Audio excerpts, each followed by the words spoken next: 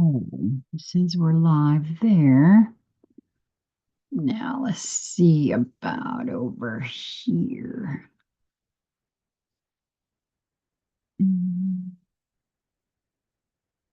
Well, hmm, do I not need to be? Bear with me, guys. I am, looks like I'm having an issue with my phone trying to pull up.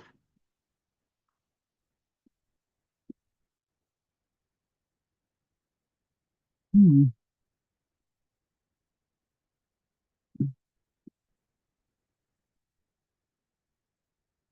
Oh, there we go. Hmm. There we go. All right. Hey, okay, I'll put you down. Actually, you're my first card. I don't know why, but I was in New Light Streaming Love and it wouldn't show me that I couldn't even get to it. I had to go out of New Light Streaming Love and go into um Sassy Seer Sheila in order to pull up the live chat, which is so weird, but at least I could do it because I had to reboot my system for oh, my tea got cold. Doggone it.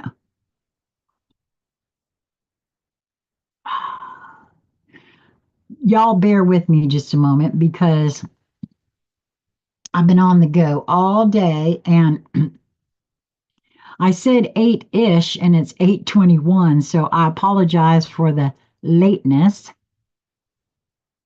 Mm, mm. Well, with today being Thanksgiving, I really, really, really wanted to come today and do a hangout session for a couple of reasons. First of all, just to share that I'm so grateful for all of you. And Crystal, you and Lisa are at the top of that list for me. Um, Also, the last intuitive hangout session I had was I think it's last Saturday, and it felt huge. It felt special. And I don't know, like I said, I wanted to make sure that the energy would hold, and I am in a little bit of pain, but it's I don't know, it just meant a lot to me to be here today. So you made it at ish. Yeah, well, I'll just say this. Anybody who follows this channel, whenever I give a time, you better put ish on it because listen, I'm a whole lot better nowadays than I used to be because I was one of those, I was just like Albert actually for a long time, Lisa's husband. There's a saying in this house, you just cannot rush the rush because yeah, that's just a real statement there. And it used to be the same for me as well, many years ago. But I have done lots better with all of that kind of thing. It's just today I had some issues with the computer.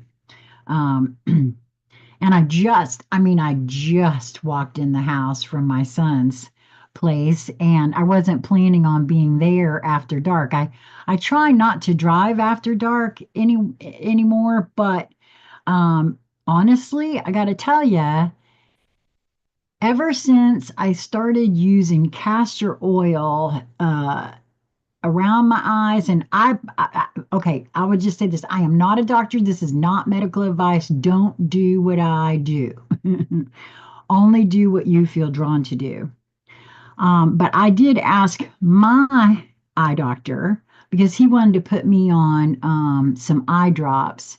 he said I had allergies in my eyes. And so I asked him, I said, well, I read that castor oil was good to put in your eyes. And he said, well, that'll work. He said, that won't hurt you. And so um, the more I read about it, the more it felt right to me. And I had read the experience of another gal who was told that she was having cataracts form and that she was going to eventually have to have cataract surgery.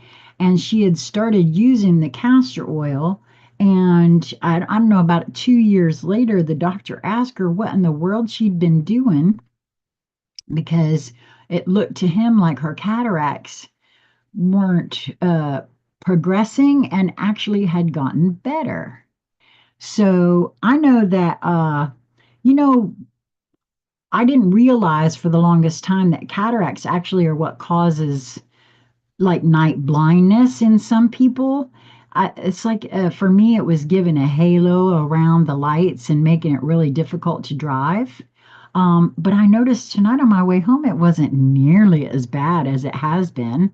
So who knew? Pardon me just a moment, got to take a kratom.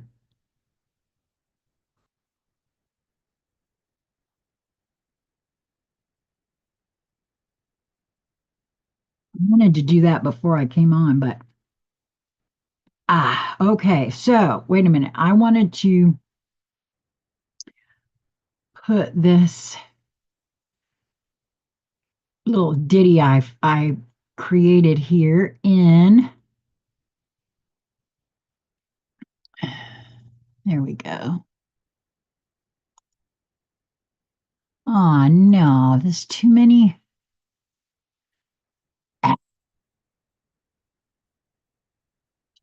words. Okay, so I'm just gonna I gotta figure out how to do that. Mm-hmm.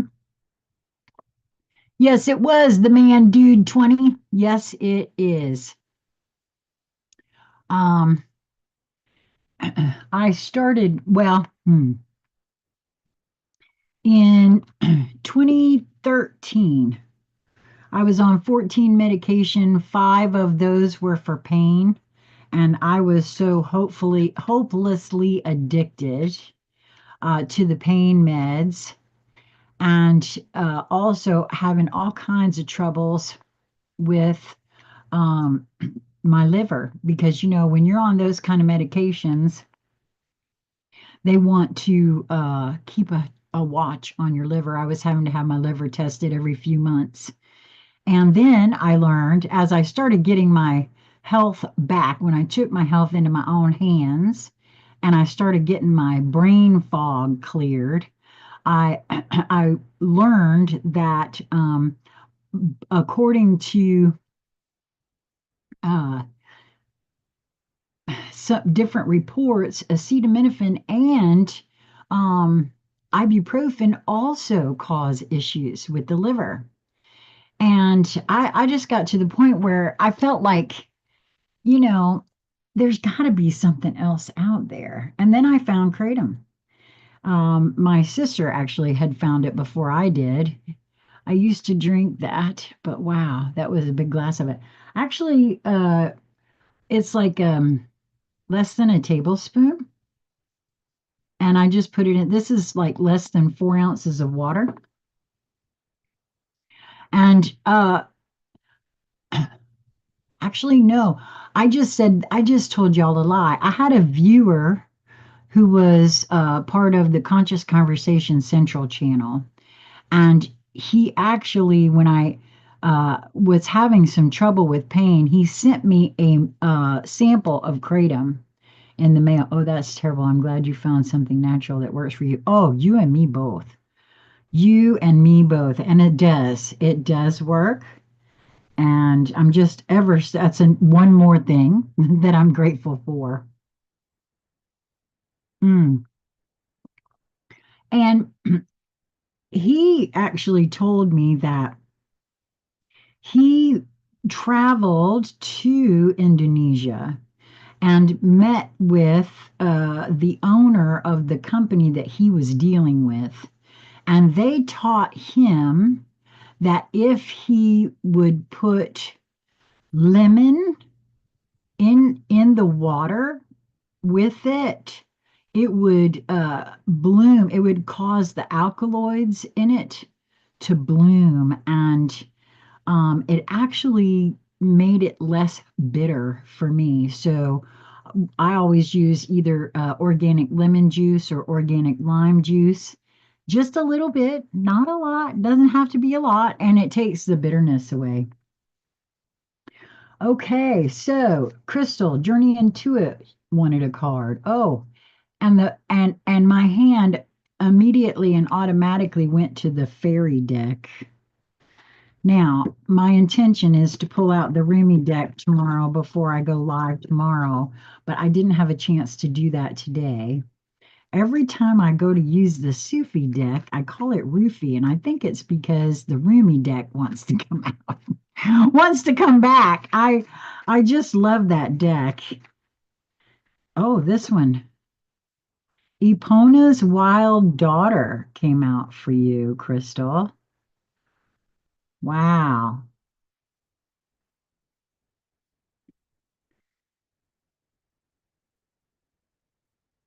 Interesting. Okay, so the minute I look at this card,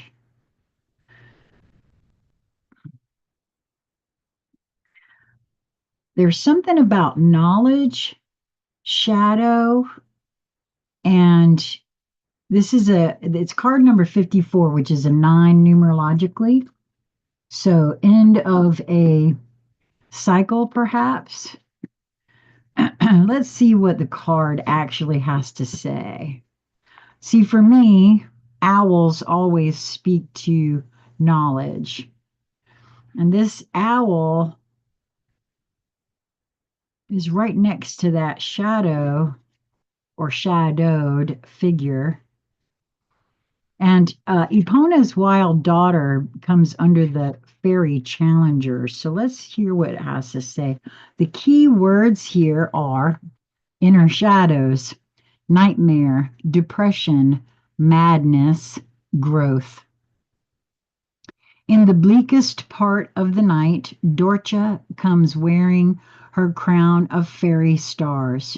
She kneels on the ancient owl, bearer of the hidden wisdom of the night, and facing into the past with a clear, unflinching gaze, she holds us. We are held immobile, uh, inwardly focused by her comforting yet implacable. I gotta find a.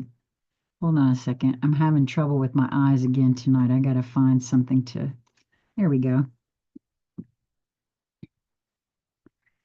We are held immobile, inwardly focused by her comforting yet implacable light filled hands.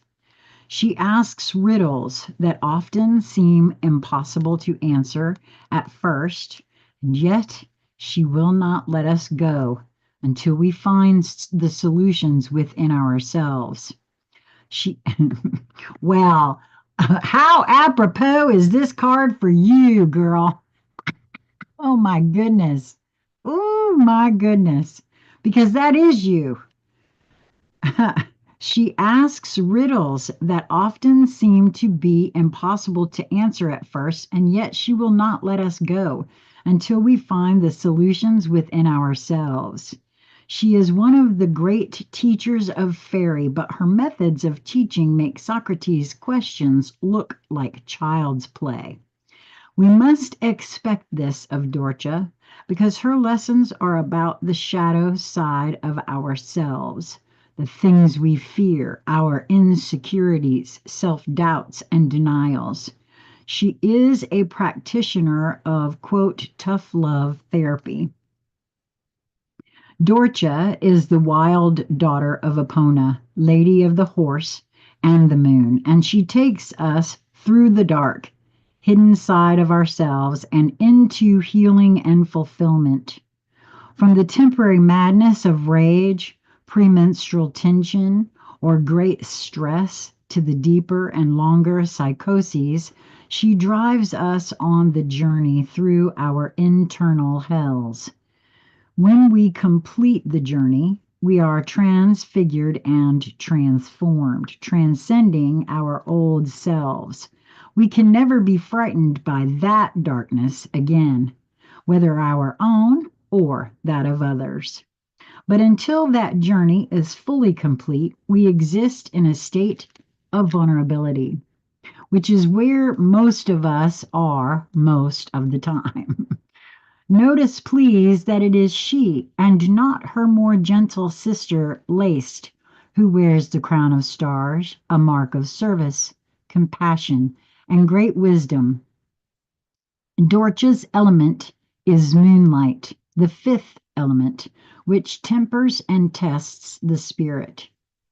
Through her teaching, our inner conflicts and struggles become, as they are resolved, our greatest strengths. Well, that's true, right? The Chiron, the wounded healer. That's exactly we have the opportunity. I had to take my shoes off. Bear with me. We have the opportunity as we heal the thing that has been the worst for us becomes the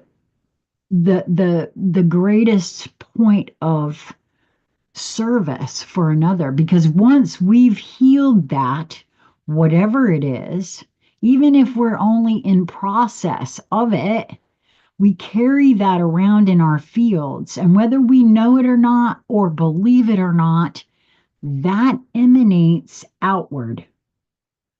It can't help but do so. And that is actually how we help each other. In my view, that's exactly how. Epona's wild daughter, Dorcha, is the Sphinx whose riddles must be answered lest we otherwise be destroyed by our own internal conflicts. Dorcha reminds us that we cannot go forward until we have faced something buried within us that is holding us back. Her presence in a reading tells us that finding and working through this is a task of some urgency. We can expect help in this from other people, from the fairies, and from our dreams, but we must be open to these difficult questions and answers and be ready to face the things about ourselves that are not as we would wish them to be. She urges us to heal the unresolved issues about who we really are and what we truly want to be. This is part of the required course in Self Transformation 101 that we are all enrolled in here on planet Earth. The answers to her riddles come in a sudden burst of enlightenment, like the solution to a Zen cone. We may watch a leaf fall or catch a glimpse of the tiny sliver of the new moon in the sky and suddenly be hit by the answer. Before that happens, we usually work long and hard upon the question, searching and digging for an answer. The realization, when we really have it, will be transformative. We will no longer be the people that we once were. You don't like this interpretation? Well, I have been telling you all along that we, you and I and everyone else, will all receive varying messages from the fairies in the cards. Yours may well differ from mine. Ask Dorcha what message she has for you, and don't be surprised if her answer is another question or riddle.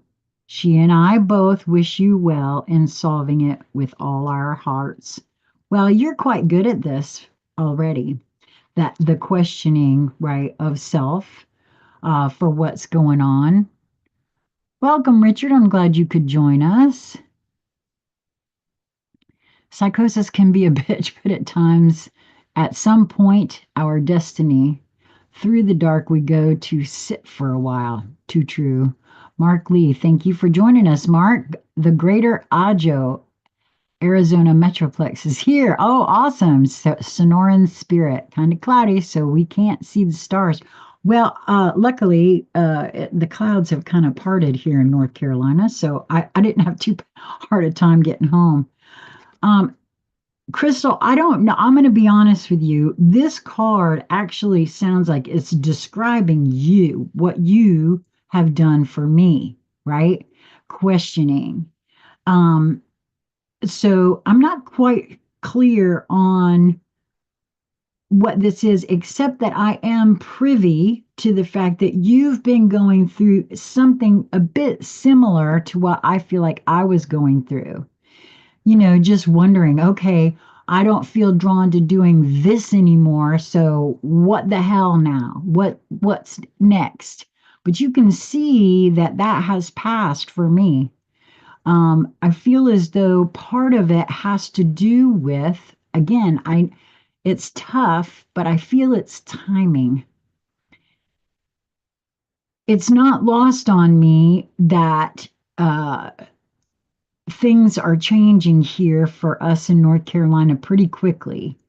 Um, so I have a feeling that whatever the universe has to put in, because it's so many different pieces to maneuver, right?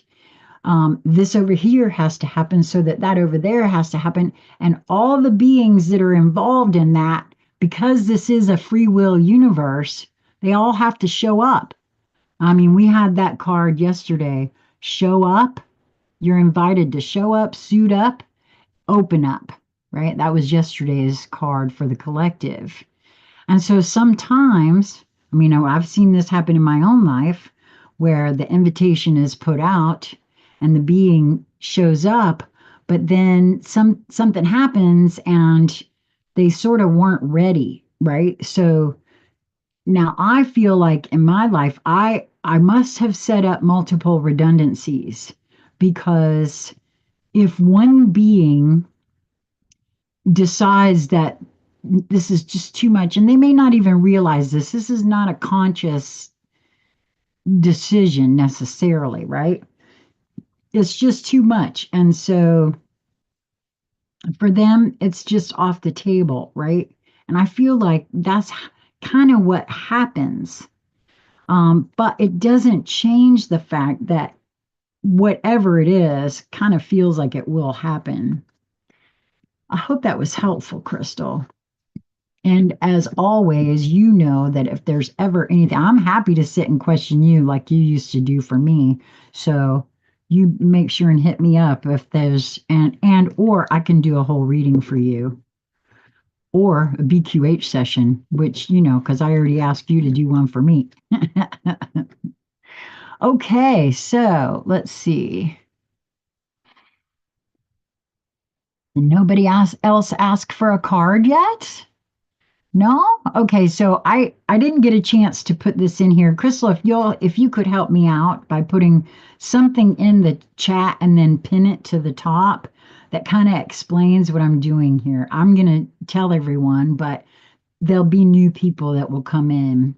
Okay, so what an intuitive hangout session is for me anyway, is where if you feel drawn and you would like for me to pull a card for you, don't ask me a question because if you do, what you risk is getting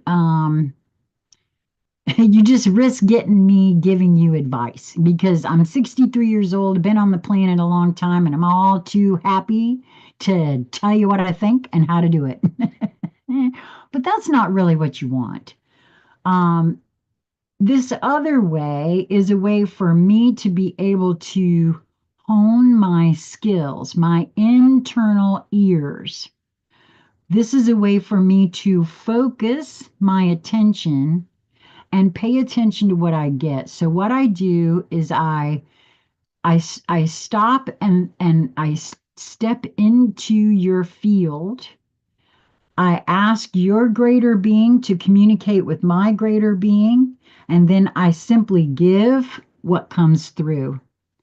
Sometimes it will make absolutely no sense in the moment because if you, let's say you're, because this has happened you're all worried about something going on in your life, or there's somebody in your field right there in the room or in the house that is having a time and they're ruminating over. So I have picked up other people around you.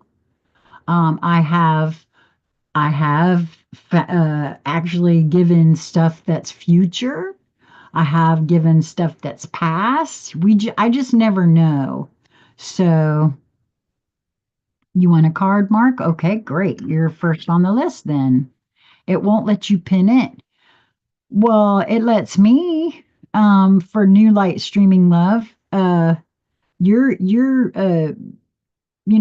part of the deal too. So there's like after you put it in there and you hit go, there should be those little dots that you can click on, and one of them is to pin to the top. That's kind of weird. Oh, are you on your phone? That might be it. That might be the reason. Okay, Mark. All right, Mark. So you're okay with that? You're all right for me stepping into your field? Just give me a quick high sign on that to let me know while I slurp some of my. Actually, this isn't tea. I want to take a moment and share something with you guys. I just saw a report that said that cacao uh, stimulates stem cells. Who knew? So, this is a mixture of clove tea and cacao, a little honey, and a little butter. Mm, so delish, let me just say. Okay, Mark,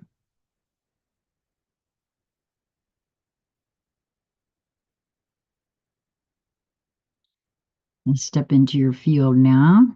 I didn't do that with Crystal. I just jumped right into the card because my hand went straight to a card. I didn't even stop to think about jumping in your field, honey, which was different.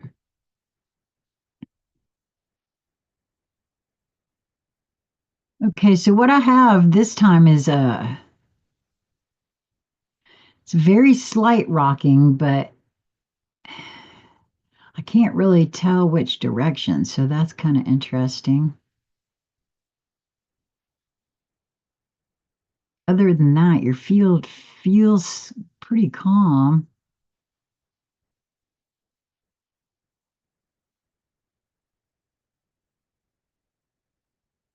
Yeah, there's a little bit of rocking.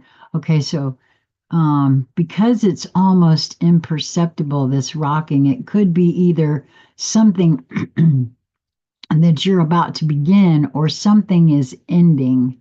Because I'm kind of get this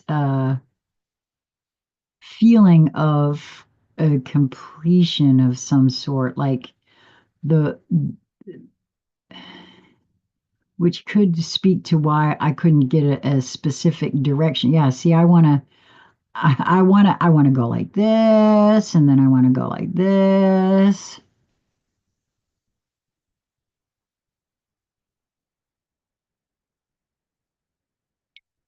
My heart rate just picked up just a little bit, so I don't know if there's an excitement that you're experiencing. Either, of course, I can't tell. Sometimes I have a trouble. Um, I don't so much anymore, but I used to have issues. I actually, how are you supposed to tell the difference between excitement, anticipation, and anxiety? Because for a while, I wasn't really clear. So I'm not quite sure exactly what that is or why that is. Okay, so that let me see which deck. Okay, apparently the Starman deck wants to come out for you, Mark. Just a little update on the missing books. They still haven't appeared again, which I find highly interesting. I mean, they haven't left this room. The cards are here. I certainly wouldn't take the books out of here for two of my decks without the cards. So what in the hell, right? The last time this happened, it was the Starman deck, and it was like, I don't know, maybe a month or two, and the book just had vanished. And then the next thing you know, there it was, right where it was supposed to be, showed right back up. I don't know. I think sometimes I experience timeline shifts or something like that, where I'm moving from one reality to the next and some of my stuff doesn't catch up or something. I don't know. It's too weird. I don't have any children and there's nobody would come in my room and borrow those books without the decks. So I can't imagine why that would be. The Three of Pentacles came out for you, and that generally speaks to, in the regular tarot, something to do with work, right? Recognition of your work and things like that. But wow, this one is really quite interesting here. That's one of the reasons I adore this deck. There's so much artwork here. Okay, so I just said that your field felt pretty calm, but that I feel as though there was something that um, either you had been going through or, and this could be speaking to anything, to be honest with you. Not necessarily physically, but if you take a look at this guy right here, it looks like he's been through a thing or three, and of course he's balancing there. And I know that this right here gives the illusion of a head to me. It is not a head. There's actually two beings there,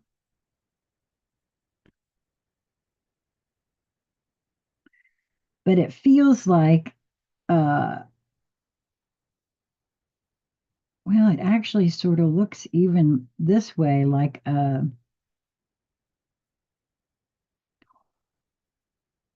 okay, you have a key inside you.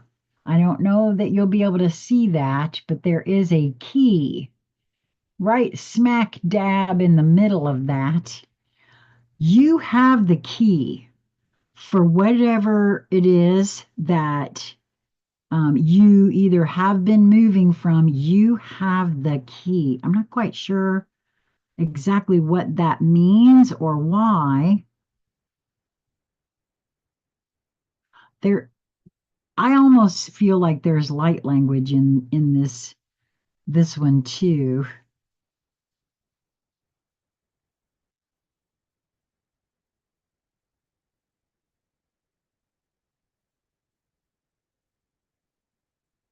Okay, so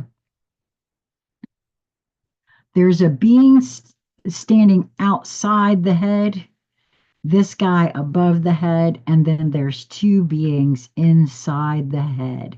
And I'm wondering if this isn't speaking to maybe whether or not someone has gotten into your head. Like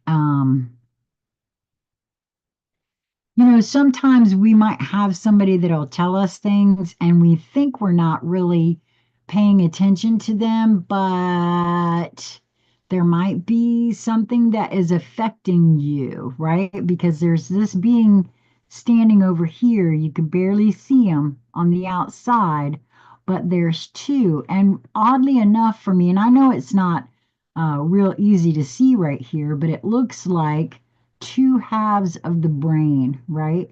And this key is right in the middle of that.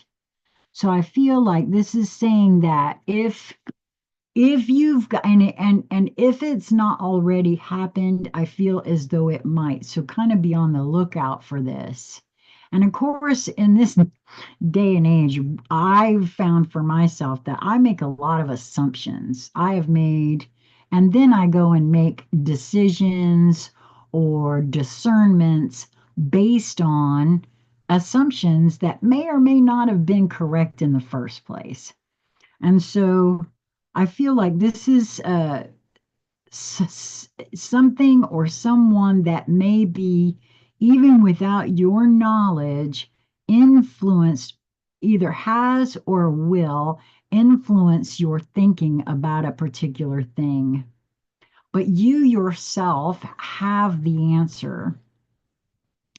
Um, I know when I first started doing this, I just wanted people to tell me what it is. What do you know? Come on, give it over, you know. Um, but it doesn't work like that. And I now know that with all of me.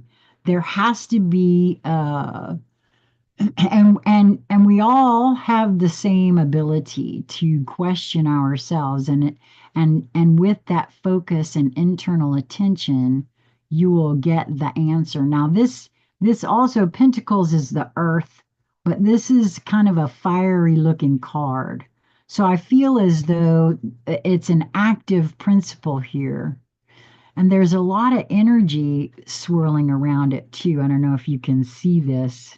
There's energy right here. So I really do feel like there's something that, if it hasn't happened already, it will. And now, because, if it does, you could, oh, that's probably what. And you said gym energy, huh? Yeah, I could see that. Absolutely. There's something about these this one's a cube here. Let me see. Can you see that? Probably not. There's a cube right here, right? And it kind of looks like there's a labyrinth inside that, almost here too. So I feel like there's sort of a maze situation going on, like you're not sure which way to go, but you have the key. I feel like, I hope that was helpful for you, Mark. What will I find out there? Doctor, your destiny. Not quite sure what you mean, Victor. Um, if you would like a card, I'm happy to pull a card for you. Um, and you would be the next one because nobody else has asked for a card. Um, so since no one else has asked for a card, I could pull a collective. Okay. Could pull a collective card unless, okay, there are 10 of you guys watching, and I'll state again what this is. This is you are being invited to assist me in honing my internal listening skills. Hello, Just Tracy. Welcome. You're new. I hope that you enjoy what's about to take place here, or well, what is taking place here. So if you would like a card, let me know. I put it down on my list, and then when I get to your turn, I make sure you're still here. And what I do, I prefer not to ask questions only because then you run the risk of me giving you advice from all my 63 years on the planet. And while I give good advice, that's not what we're interested in. And we're interested in your greater being talking to my greater being so that we can bring through 1968 Planet of the Apes. Oh, okay. Oh, I gotcha. Well, thank you. It's been a long time since I've seen that movie. So, any takers? Anybody want a card? Anybody want to assist me in that? Otherwise, I will go ahead and pull a collective card. Hmm. I need one of those. things to keep your coffee warm, so to keep my tea warm because it's getting cold now. Okay, just Tracy, you're actually first because of the 11 beings here, nobody else has asked for a card. Okay, so you heard how I explained it, right? Just Tracy, we invite the presence of the Divine Mother. Appreciate. Oh, well, thank you. I appreciate you showing up. And is that Andres? Do you pronounce the S or no? Carmona. That's almost like Corona.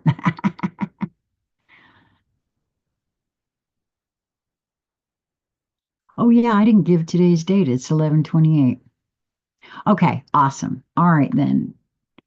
Ooh, the minute before I even started to connect, I've got it's almost like tickling my brain from about the middle over on the left side here. It sort of gave me chills a little bit, and it was such a huge tickle. It's very interesting how that went. What is that indicative of?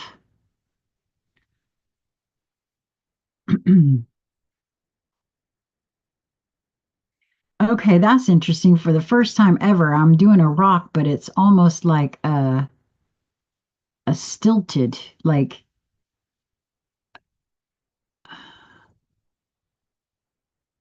it's click, click, click, click, click, click, click, click, click, click. I don't know what that means either. That's a new one. Okay, so I ask, and what I'm getting is you may be starting something and it feels like it's not going, and that you may even have feeling like, two steps forward, three steps back, four steps forward, two steps back. Um,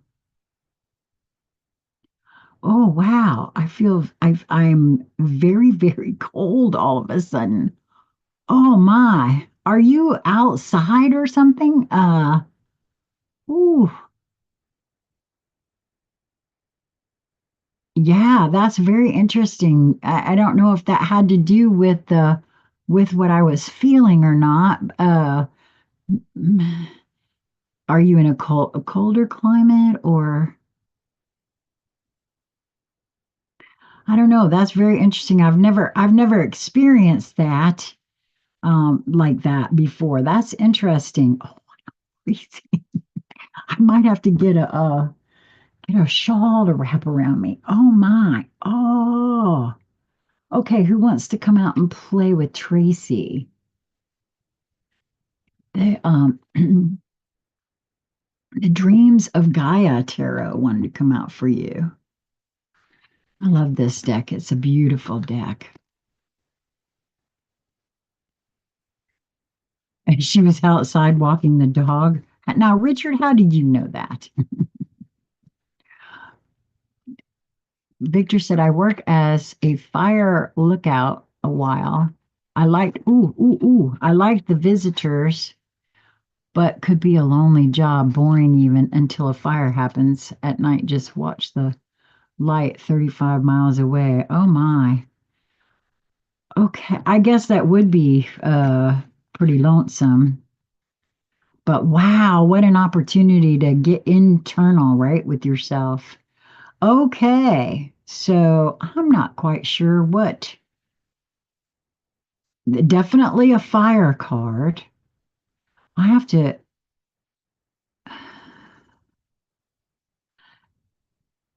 Okay, so I've never had this card before.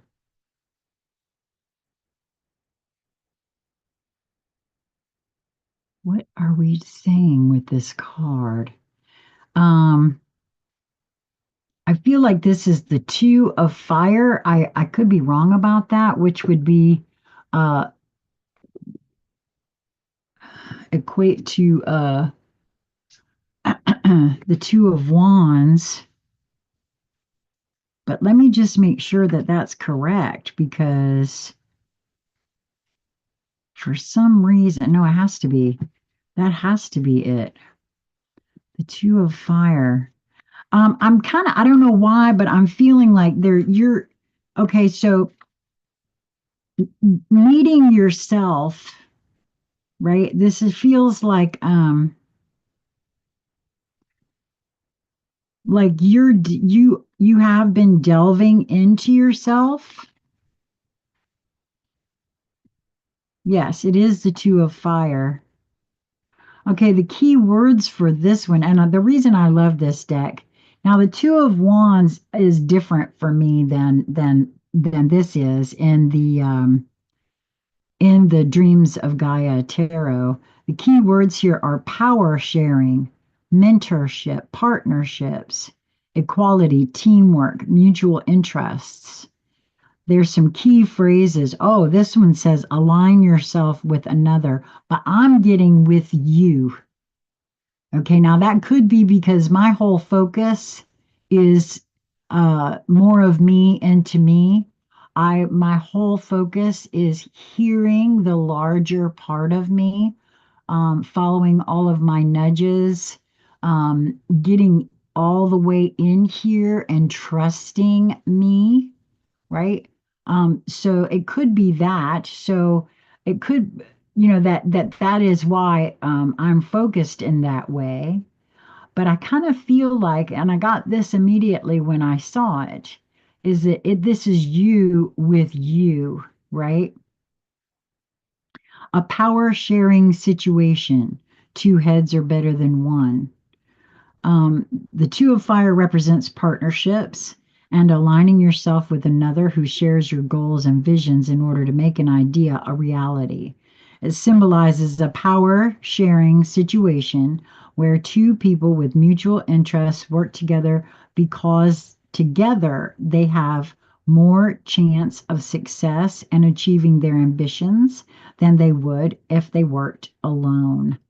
The two of fire represents teamwork and working together in a harmonious way. The division of labor is natural and organic as each has different but equal strengths that when brought together. Okay, wait a minute. No, I'm going to stand by my original thought here because I was just flashed again what happened with that tingling thing, okay? And to me that is a coming together with the two halves of the brain working as a whole with the two parts of you, the little ego wounded child and the larger being within. This is you with you. Regardless of what the see, that's the difference for with me. I will read what the book says, but I absolutely go with what I get. I don't know if you've been on a journey like I have to, get to the truth of who you are or not. Personally, I feel like that's what the energy calls for on the planet these days, specifically since you can't believe a word that's out here on the outside, man. It could be misinformation, disinformation, AI, deep fake, whatever. The only person I trust is me. And so I feel like this is you meeting you, maybe not for the first time, but a coming together and aligning with, and if that's not something you were already doing, then maybe it's something that you'll feel to begin. And that's part of what everyone who comes here and does this with me is helping me with, to be honest with you. Um, oh my, Richard's going to give you a reading too, it looks like. um, it's in the call. Oh, I gotcha. Oh, okay, Richard.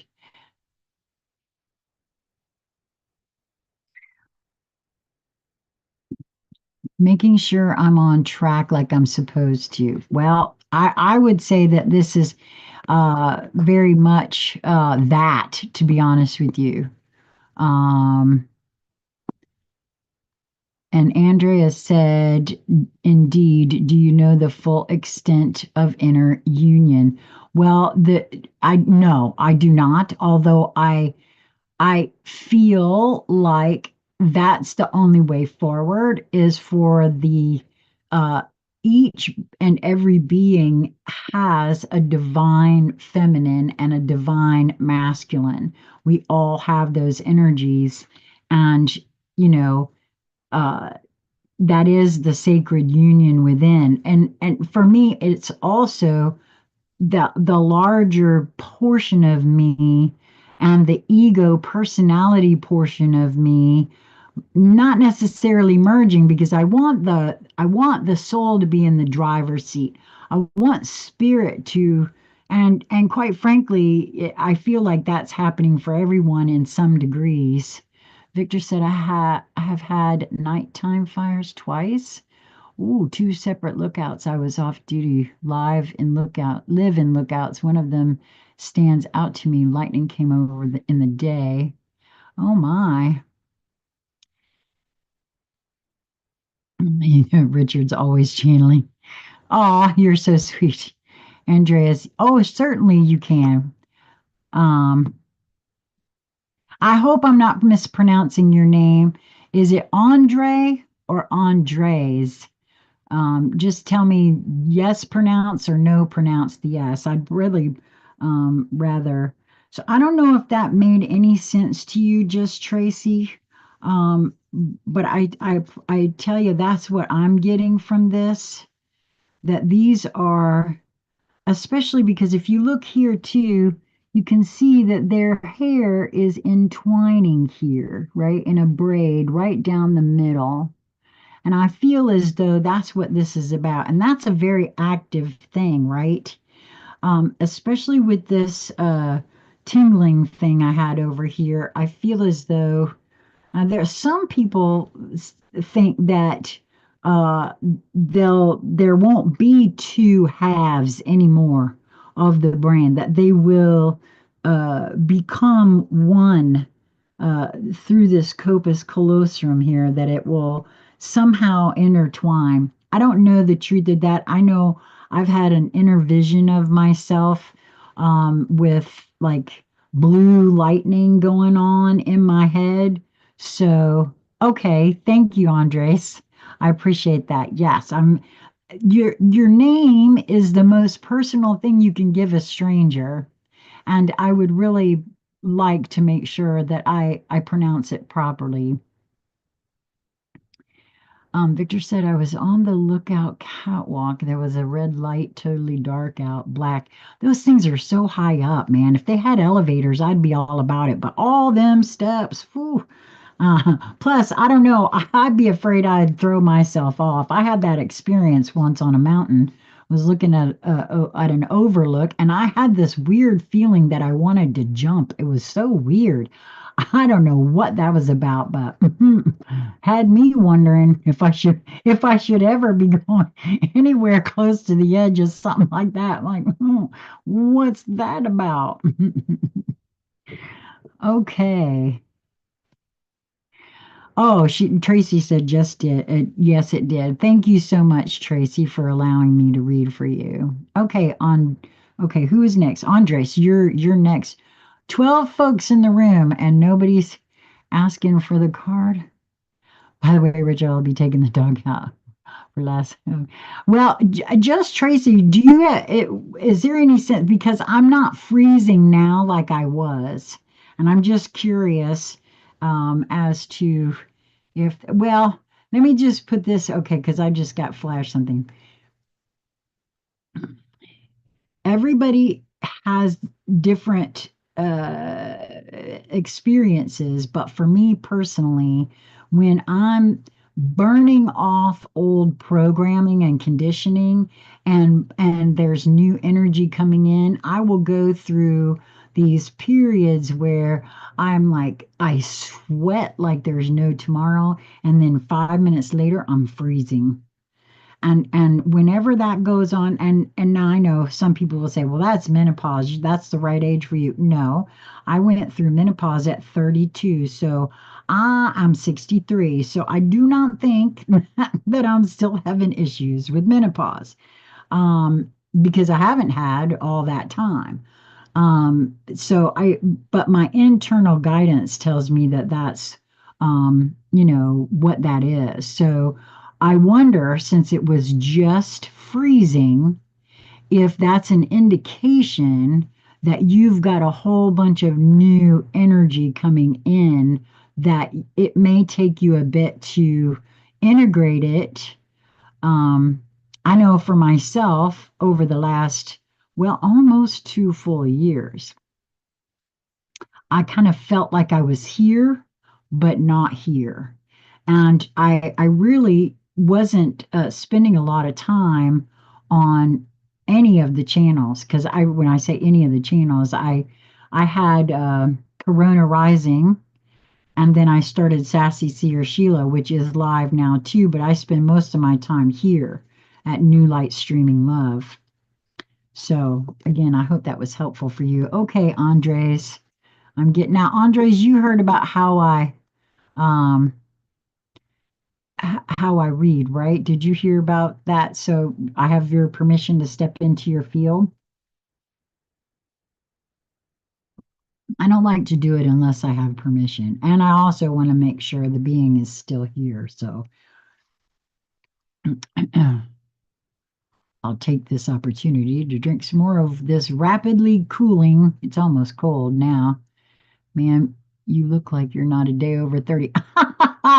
Oh, how sweet you are. I wish that were true.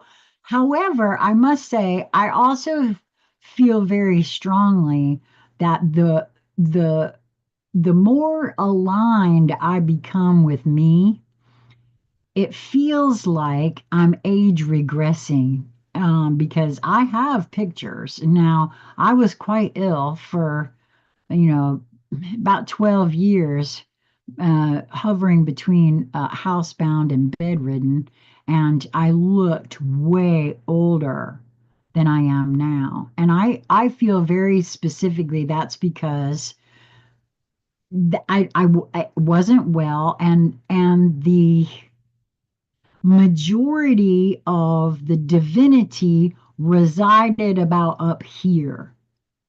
Once I began to pull the divinity in, my mantra for the last 7 years has been more of me into me, because I didn't let the larger portion of me in here.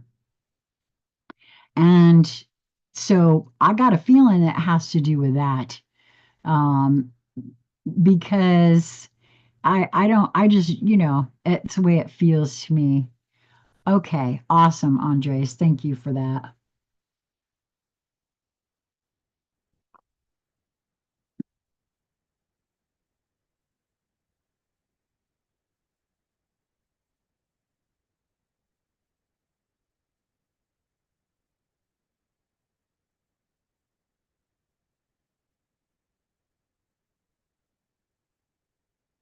Okay, so I haven't had this in a while. I'm kind of feeling like fish bobber, just kind of floating on, like nothing's phasing right now. It's like, I think what it is that you're at a place where it's nothing new is feels to be initiating at the moment. There's not chaos in your field. Yeah, it's just very calm. And I actually was flashed a lake, right? Like a glass. That's why I kind of got the fish bobber, just kind of hanging out, right? Okay, wait a minute. Hmm. Why the fish bobber analogy? Hmm.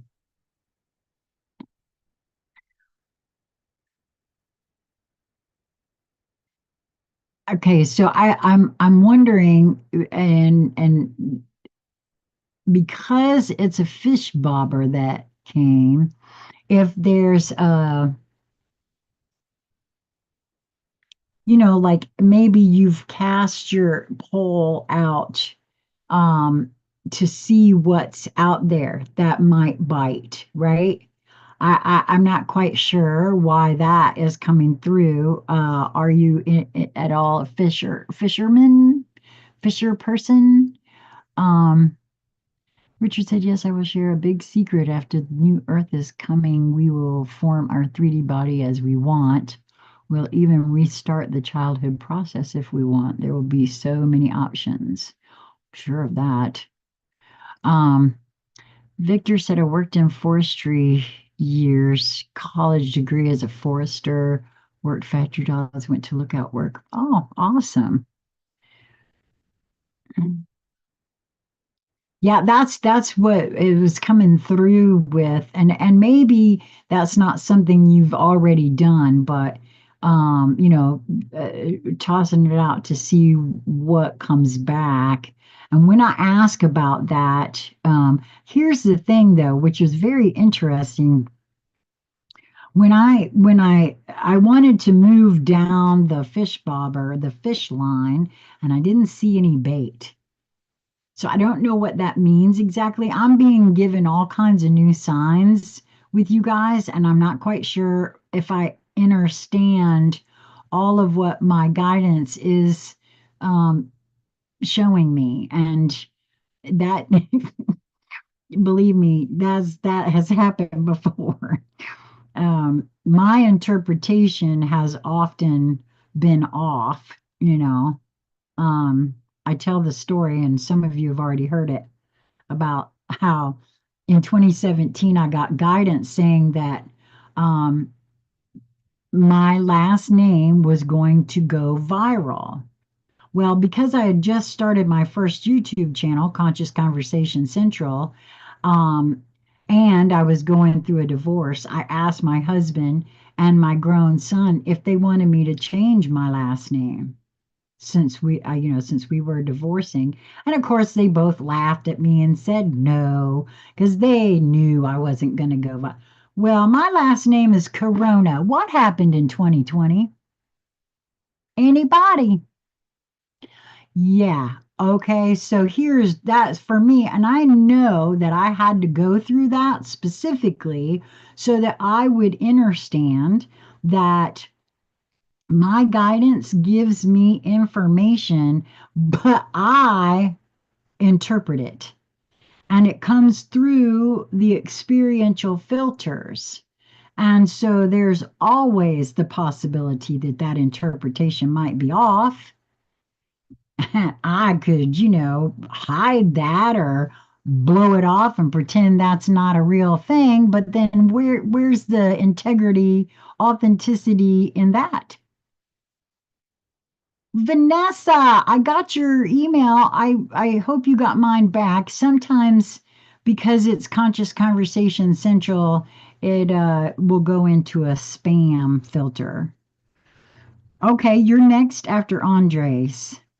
So anyway, Andres, I'm not quite sure what that means, except that my mind wants to say that just don't forget if you're casting your poll out to see what's out there, depending on what the situation is. I mean, I don't really know.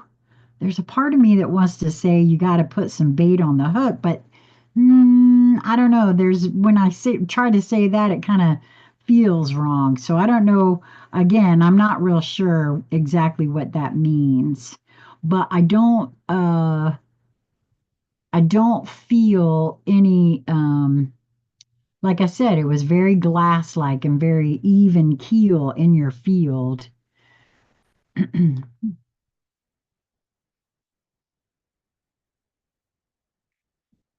So, Victor said, talk to my former supervisor, Chew the Fat. He said they were not hiring any seasonal help this year except for fire. I just said maybe they can get volunteers. Oh, are they having trouble? I mean, and what forest are you in? I mean, if you're allowed to say. Okay, who wants to come out and play with Andres? Hmm. Okay. Apparently, the hero's journey dream oracle wants to come out for you.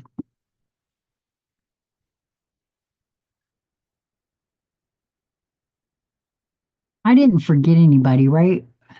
11 folks, and nobody else wants a card, huh? Okay, no worries.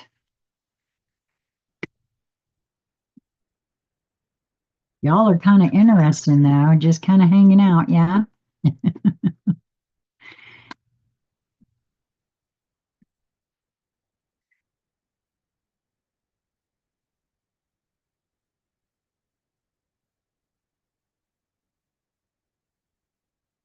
Okay, this one, huh? Dream Sanctuary, card number 8. Attend to the simple things.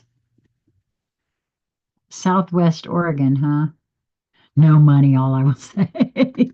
Well, I would imagine that that's the one of those kinds of positions that you got to love the forest, you know what I mean?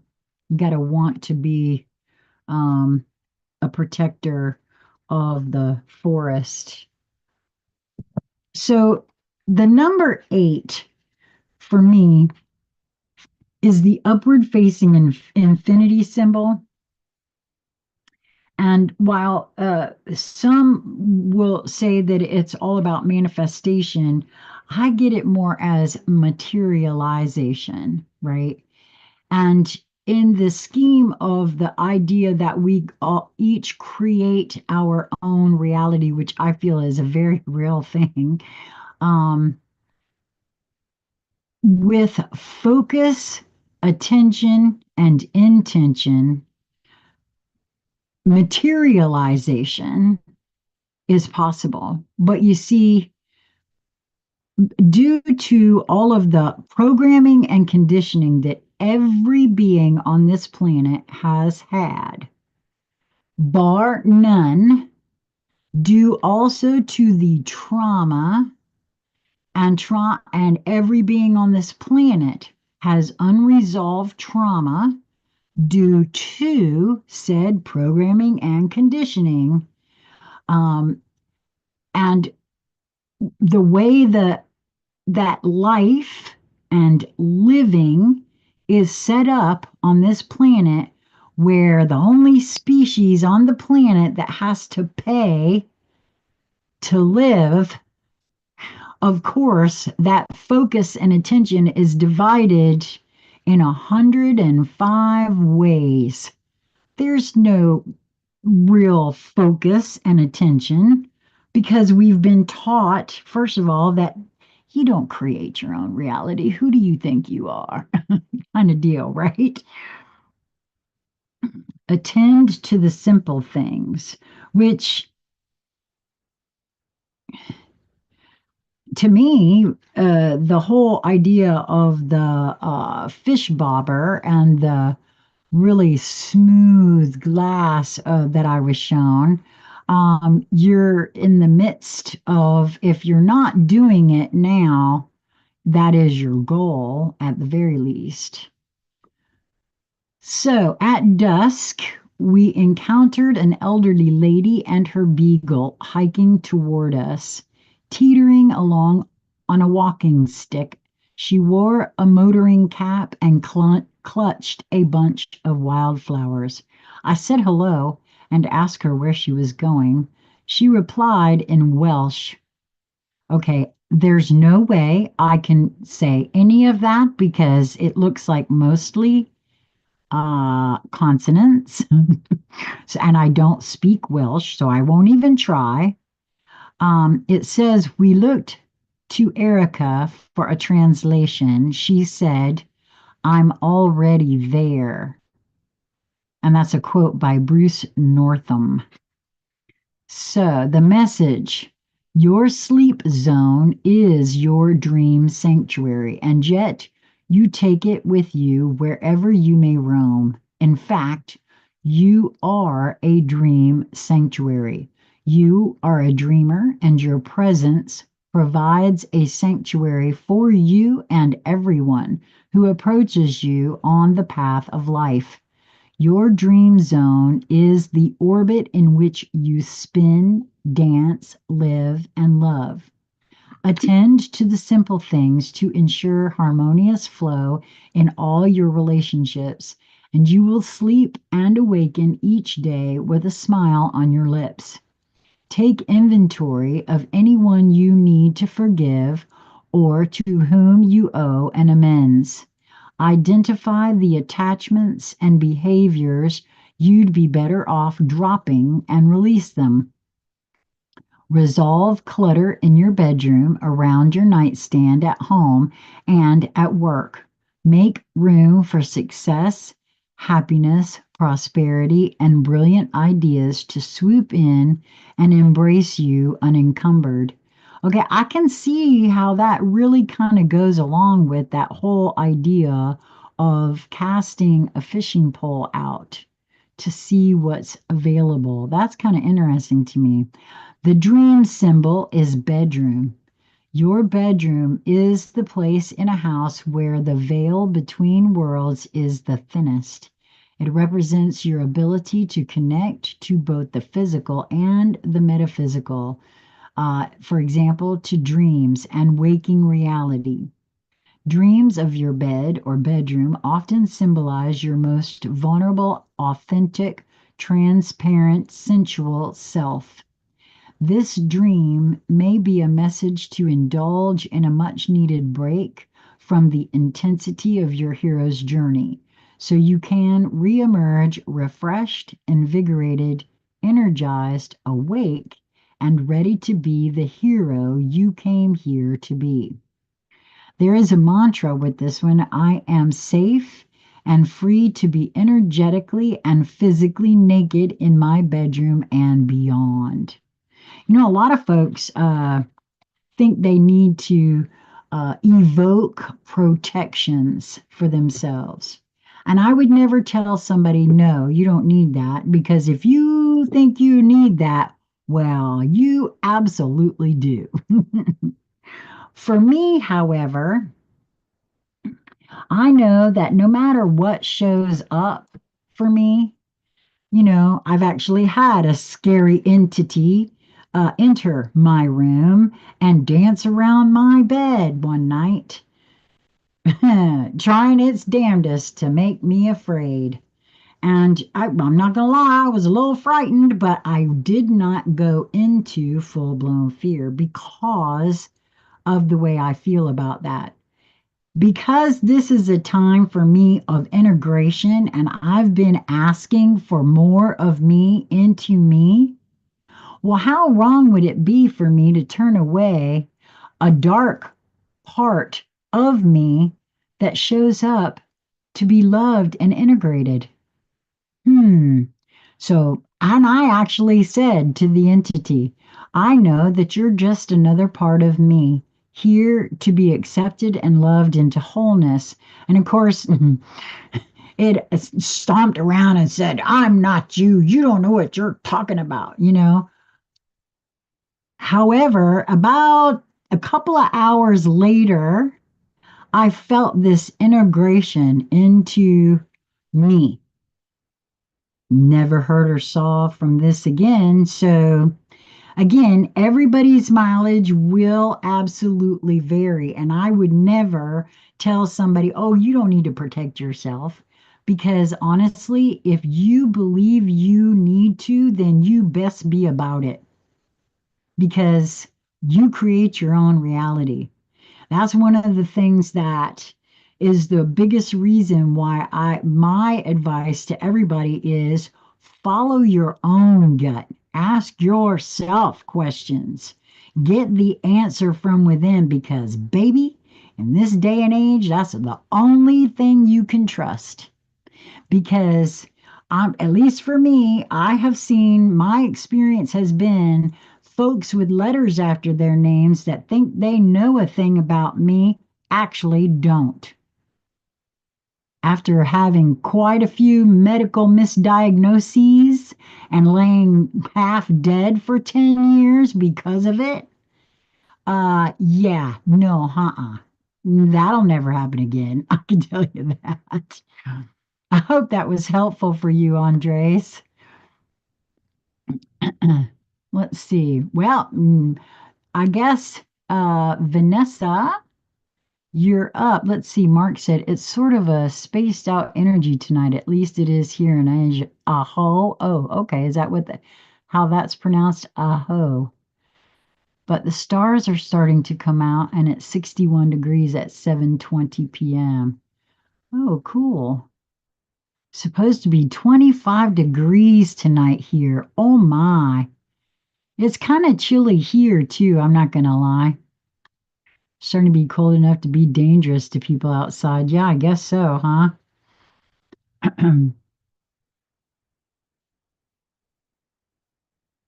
Okay, Vanessa, I'm getting ready to step into your field. You've heard how I do this, right? I have your permission to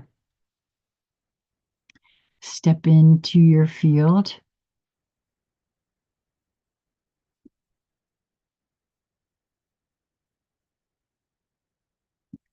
Jonathan, how are you? Nice to see you. I'm looking forward to Saturday.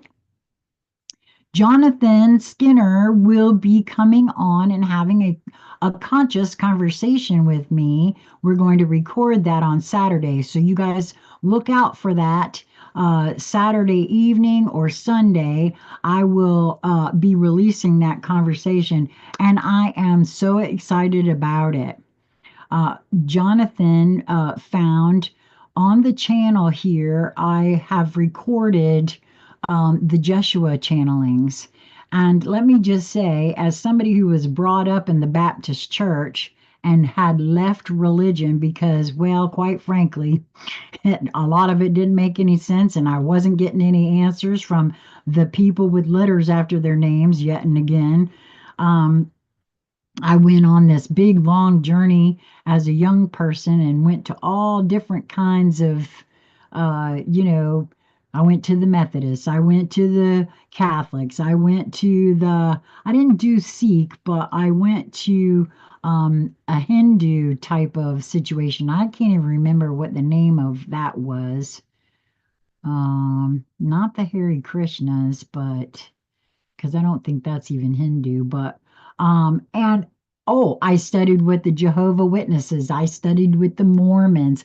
I went everywhere trying to find the answers until I finally figured it out that none of them have the answer.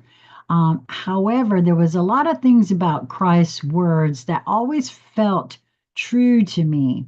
And when I found the Jeshua channelings, most validating text I'd ever read. So I highly recommend, and I got the author's permission. The entire book has been recorded. You can listen. You don't got to watch my mug on TV. Just plug it into your phone if you want to hear it, and they will go, one right after the other. And let me just say, the Lightworker series, which is one of the portions of the book, really was a huge validation for me because I had this feeling that most light workers think they're here to help everybody else, when in fact, not true. We're here to get to the bottom of our own trauma. That's how we help everybody else because it's paving a path for others to do the same because it's not going to be the same for you on your journey as it is for me. Is going to be completely different because for each being it will be completely different. That's the other thing for me is that there is no one way to enlightenment. Sorry, hate to break it to you. There is no prescribed thing that you can follow to get there. I mean, it might help you, but it's not, it's the whole thing is to find your own way. And that is found by getting in, by going within. I hated that too. Somebody point me back into my point me back into me, and I was like, well, what the hell does that mean? It means focus and attention on communication with self. That's what I finally got to because I was too busy asking everybody else instead of asking me, which is one of the reasons I'm so grateful for Journey into It and Lisa Flamino Rush, because both of them, in their own unique ways, always pointed me back into me. And that, in that way, you may be able to help another. And for me, that's how it works. Helping ourselves to heal. That's right. Richard, I think you are the only one that sees me tonight. I think others see you, but I feel you. And yes, I see you, dear one. Yes, well, Richard's quite open. I will tell you guys that. Okay, Vanessa, I'm getting ready to sip in your field now, honey. Okay.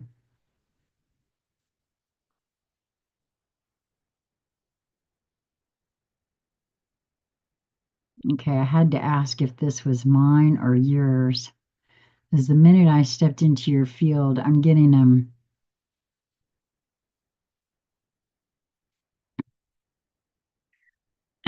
I got this the other night for somebody. It's like a bit of a pulsing. I don't know if,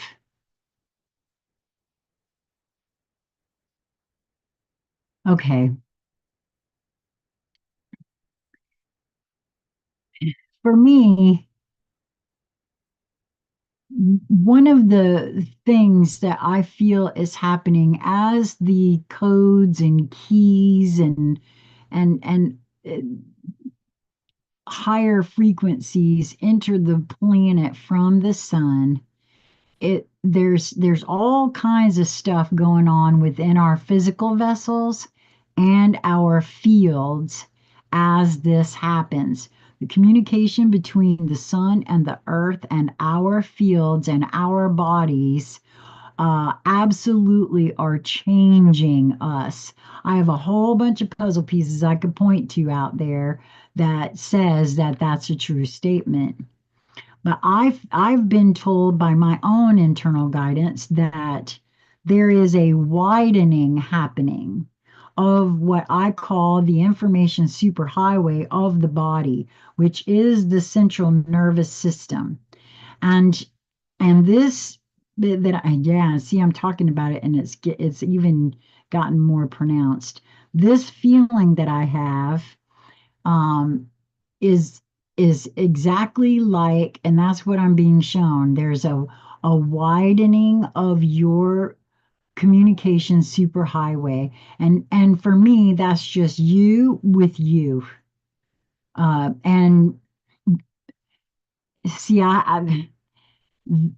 people's guides and teams are other portions of you. We are all one and yet singular in nature, which makes us multidimensional. And when folks are talking to their guides, or I've there's lots of channelers out there that are talking with collectives and things like that. That's other aspects of themselves. Uh, is at least that's the way it's explained to me by the larger portion of me. And so that's what this sensation that I'm getting is telling me that you and you're also, I feel like you're also having some old. stuff leaving your body because I'm having this feeling of it's almost like an itching, which is like for he I always itch when I heal. And it's for me, the right hand side energy comes in my body from the left and it leaves my body from the right. So I feel as though as this communication superhighway is expanding and you're getting this energy in, the new, there's old that's leaving. And if sometimes there's old stuff that wants out and I don't let it. And so it can sometimes tend to stop up, right?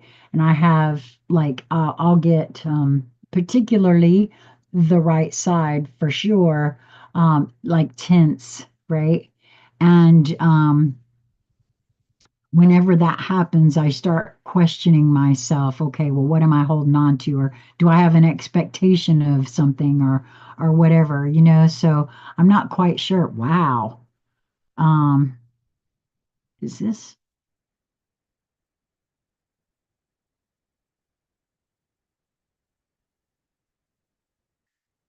okay? So I had to ask if there's Reiki involved here, but it's just because my Reiki did turn on, but it's this itching is really interesting. Okay, I'm done now. Let's step out of your field because wow, that's interesting. Uh Okay, now which deck wants to come out and play with Vanessa? Hmm. Okay. The Sacred Forest wants to come out for you, which I'm kind of, oh, it's not just the Sacred Forest. There's another one that wants to come out for you. Is it, which one is it? Oh, apparently the fairies want to weigh in. This Sacred Forest, ooh, this Sacred Forest deck is a lot like a fairy deck, but the the Oracle of Fairies wants to come out for you too. So you're getting two cards. So the first one that came out here is Air Spirit, the key word knowledge. And quite frankly, I said that your communication superhighway is widening. And here, this key word is knowledge. So I have a feeling that you're like on the precipice of a very large upgrade, influx. If there's some stuff you're holding on to, let it go, baby. Let it go because there's some big stuff trying to come in, I feel. This is a card number one, which is the I am as far as I'm concerned. Um, okay, let's see. Card number one, air spirit. Well, if I could get to it. Okay. As you stand in the center of the forest, a subtle breeze lovingly touches your cheeks. Gentle gusts rustle the leaves above you as the spirit of air approaches upon her boat of light and wind. In the quietude, you sense the wind whispering messages to you from spirit. You receive this card when you need to think things through. This is not the time to be impulsive. Do not react instinctively to situations and people. Take into consideration all points of view. Do your research. Listen to others. Speak your truth. Take time to weigh the pros and cons of a situation. And I want to share this because this actually happened very recently for me. Speaking your truth can really set somebody off. However, Taking into consideration all points of view. I was saying earlier that I have found that I used to tend to make a lot of assumptions, right? And I've gotten to the point where I question myself about, well, anything that I think I might want to make a judgment about. Am I making assumptions here at all? And because this is all about you communicating with you, and I also shared earlier about how sometimes the information comes in and I misinterpret it, all of these things can take place. Um, so it also says it's an excellent time to begin a new venture or project. It will succeed as long as you are thoughtful, organized, and focused. There is a remarkable wellspring of wisdom within you. Take a breath, slow and deep, and delve into that inner knowledge. It will take you in the right direction. Air represents wisdom, our mental activity, and our ability to reason. It's also associated with thoughts, intellect, communication, and comprehension. Through our breath, we can speak and express ourselves. Our lives begin with our first breath, so air is connected with new beginnings. The spirit of air oversees friendship, clarity, and positive focus in life. The spirit of air says, inhale, take a moment to think things through. Think as well as feel the right direction. Get clarity and become focused before stepping forth. Take care to have thoughtful communication with others. And that must be why I feel to say, don't, and be sure you're not making assumptions about something you think you know, but may not actually. And for me, that also goes to language in and of itself, speaking one's truth, right? And this is really coming up big. I've talked about this for a while now, but just the other day I was shown where Jordan Peterson actually was talking about it too. He's a famous psychologist if y'all don't know him, and he said it a different way than I said it, but I do like the way he said it. Everybody knows the denotation of words, right? Because if you speak English, you pretty much know what a word means. But the connotation could be something completely different because it's different for different people. We all speak English, but I speak Sheila English. Vanessa speaks Vanessa English. Richard speaks Richard English. And, Andreas speaks Andres English. And that is an absolute real thing. I cannot tell you how many times with my own blood sister, we were raised in the same household till we were 13 and 14 years old. And both of us think we are speaking and saying different things when we're saying the same thing, or we think we're saying the same thing when we're speaking different things. It's happened way too many times for me to not see that as truth. So I don't know why that absolutely had to come out, but I had to share that with you. Now the fairies wanted to come out too. You're the first one this time that wanted two cards. So let's see what the fairies oracle of the fairies, or no, the fairies oracle has to say. I know I'm missing a lot you guys are talking about here. Richard, we got to get you a channel going so you can talk to folks too, because you are smack on it, ain't you? I trying like you wouldn't believe to let go. So difficult. I do I hear you on that. Um, however, and don't get discouraged. Just keep going and keep questioning yourself. You know, and don't, and especially if you're listening to somebody else If somebody is telling you this, that, and the other, all they can do is share with you what worked for them. It may not work for you. And that's what I have come to for myself. Each being is on their own journey, their own quest for wholeness, whether we know it or not, believe it or not, or actively walk that path or not. For me, that's what we're all here to do. And move from, according to the Joshua channelings, an ego based consciousness to a heart based consciousness. There is a difference.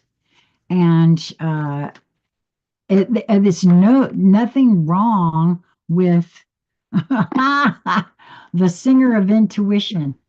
No wonder the fairies wanted to come out. That, I mean, to me, this is just about the same card, Spirit of Air and the Singer of Intuition. It's all the same thing, that communication superhighway. So, this thing where you said that it's really hard, don't worry, just keep doing it. Whatever it is that you are doing, and if you find something that you haven't been able to let go, ask yourself why. You will get an answer, I promise you. Might not be the answer you think, might not be the answer you want to hear, but you will get an answer. I would, that's a kind of, I can be much too honest and it makes people uncomfortable. Oh, honey, trust. Let me just say, I feel you all over the shop because I cannot tell you how many times I've heard that I'm intimidating or that, back before I even started on this journey for myself. Um, and I realize now why that is. I carry a field of transparency. Why? Because I want to see all of me. I don't want anything to run and hide in the corners inside of me. And that means I carry that around with me. And it just, I don't have to say a word. I can make people uncomfortable simply by being in the room with them. And they don't even know why. In the human design, I'm a projector. And so a projector's aura is constantly out there feeling around for information to come back and feed it to me. I didn't know that for the longest time. I didn't know that. But it can make people feel uncomfortable, especially if my whole entire goal is to see all of me. And I'm very authentic. I'm the same person right here with all of y'all that I am out here because I'm sorry, but I ain't that adept. I don't want to have to try to keep shit straight. Okay, that's just too damn much work. So I'm just going to be me unapologetically. And part of that has to do with, I know that's part of the reason I got to be 490 pounds because you can't hide 490 pounds. I don't care what you do, that is not going to happen. Right. So, and I know that's part of the reason I experienced that. Right. Okay. So, card number 9, again, the end of a cycle. Right. The singer of intuition. The key words here: passage through trial, triumph, new level. So let's just look at it again. If your communication superhighway is widening, you are moving to a new level. You might not like how slow it's going, right? But I promise you, I feel very strongly that we are given only what our psyche can handle and not any more. And for that's the way it looks to me anyway. That's the way it happens for me. The veils come down as I'm ready for them because the veils aren't out there.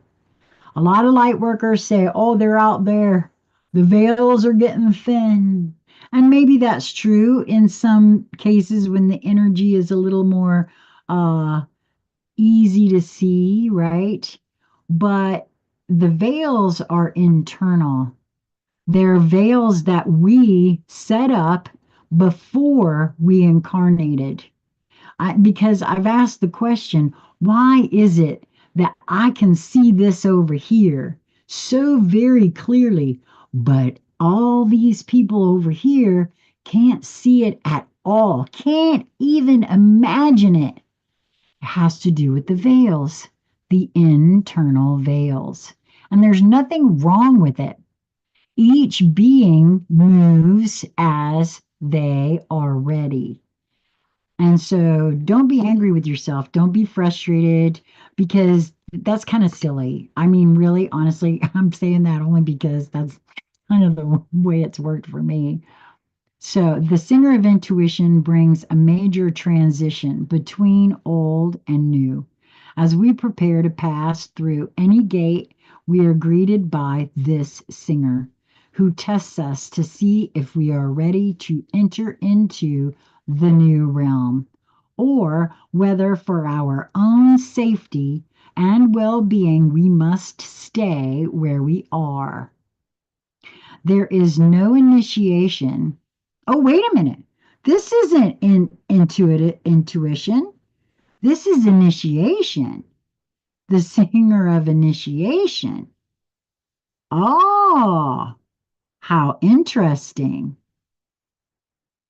Okay. There is no initiation without testing. And this testing must take us to our limits. See, it's kind of hard to see there, the writing. Sorry, guys. Initiation is not just a charming ritual with candles and incense and other occult paraphernalia like they show on TV. True initiation is grounded in material reality, and it extends through body, mind, and emotions. The testing occurs on all levels of our being. The more profound the change being processed, the more the rigorous the test. Ah, which may be why you're having trouble letting go of something, because it's a big one, about to make a big jump. The more profound the change being processed, the more rigorous the test. However, these initiations are only given when the singer knows we have the potential, the ability, and the opportunity to pass them. If we pass the initiation this singer offers, we are strengthened by the process itself. In working through it, we learn something about ourselves, and we move finally and irrevocably from one way of being to another. This card indicates breakthrough. Drawing this card notifies us that significant change and challenge are both occurring in our lives, with the potential for moving into a new realm, which involves a new way of being. And by the way, I feel like that's happening for any and all who are choosing it. Of course, it's a choice, and it's not the choice that everyone will make. And that makes some people really sad because, loved ones, friends, family members who clearly have not made a choice to join you, perhaps. But I always have to look at that for myself because that means I still have a power over other energetic within my whole field that I would like to lose, because this is all about sovereignty here. We're moving into a whole new paradigm from my way of feeling about it. And that can only happen if each being chooses that. Not every being here wants that. And they have a right to choose what they experience. All souls are not at the same level of evolvement. I highly recommend. I'm recording the Soul's Journey right now. And this too was another book that was very, very, very instrumental for me personally. And I highly recommend. It's got some really good puzzle pieces in it.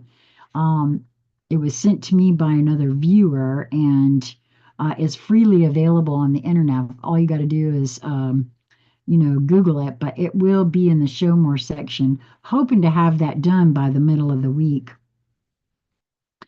So this also says this major change has been building for a long time, and the moment is now here to meet this challenge. We may already be aware of the initiation process, but perhaps have only seen it as bad luck or fate. It is neither.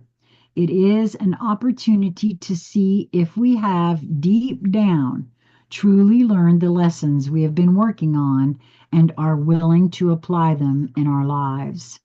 Often, knowing just what the initiation is about can seem one of the most difficult aspects of the process.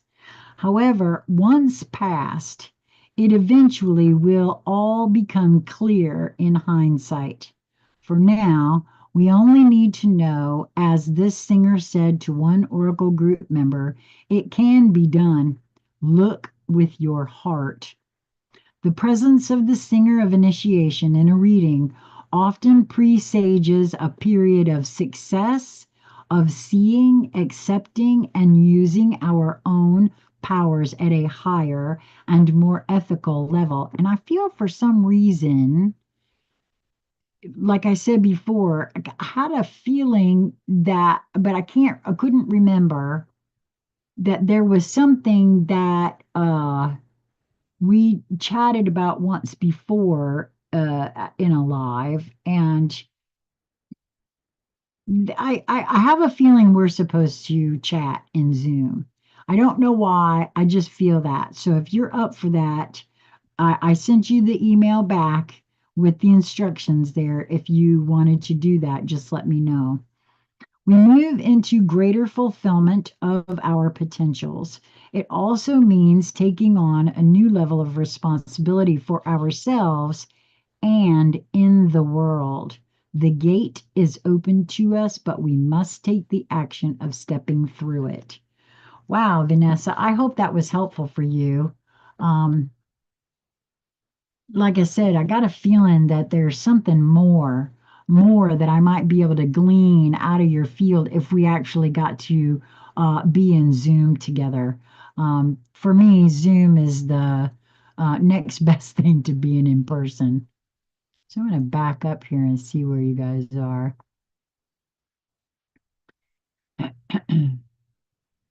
Richard said, let expansion happen to those beautiful gifts of yours.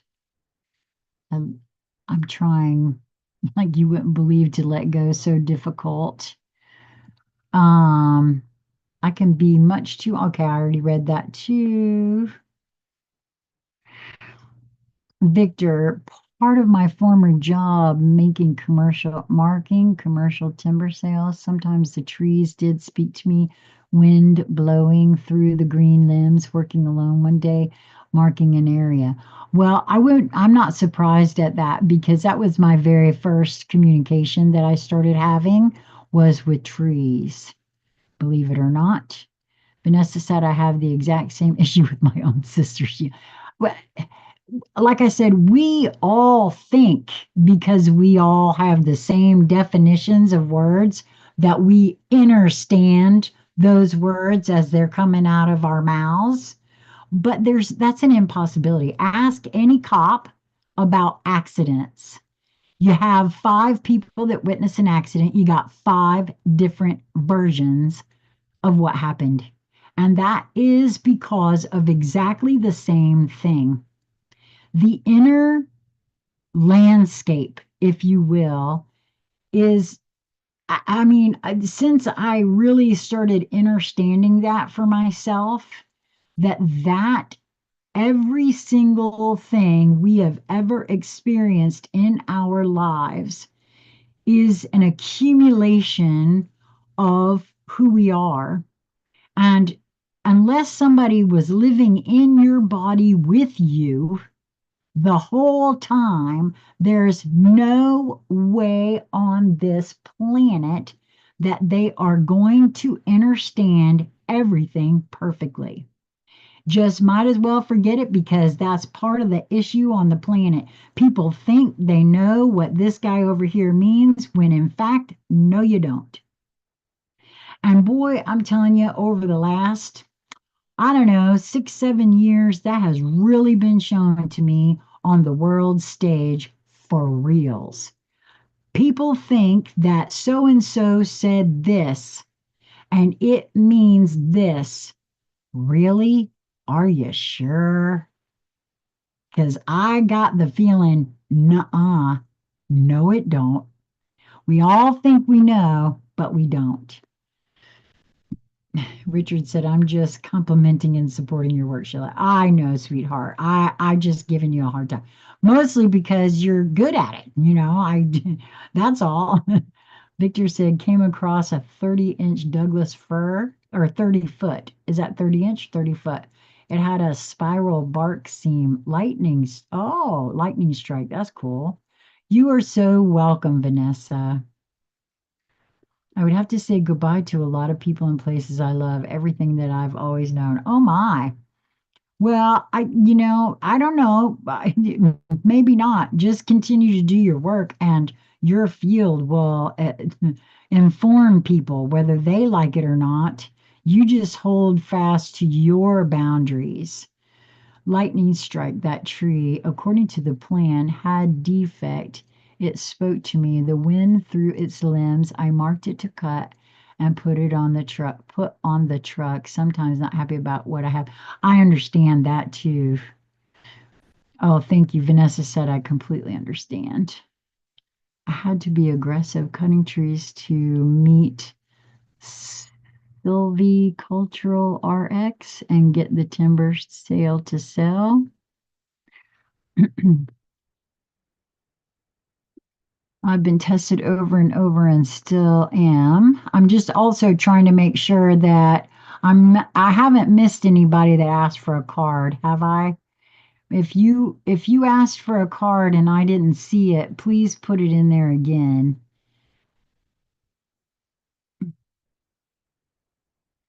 Came from a higher space channel. I can't say much for now. Need to wait.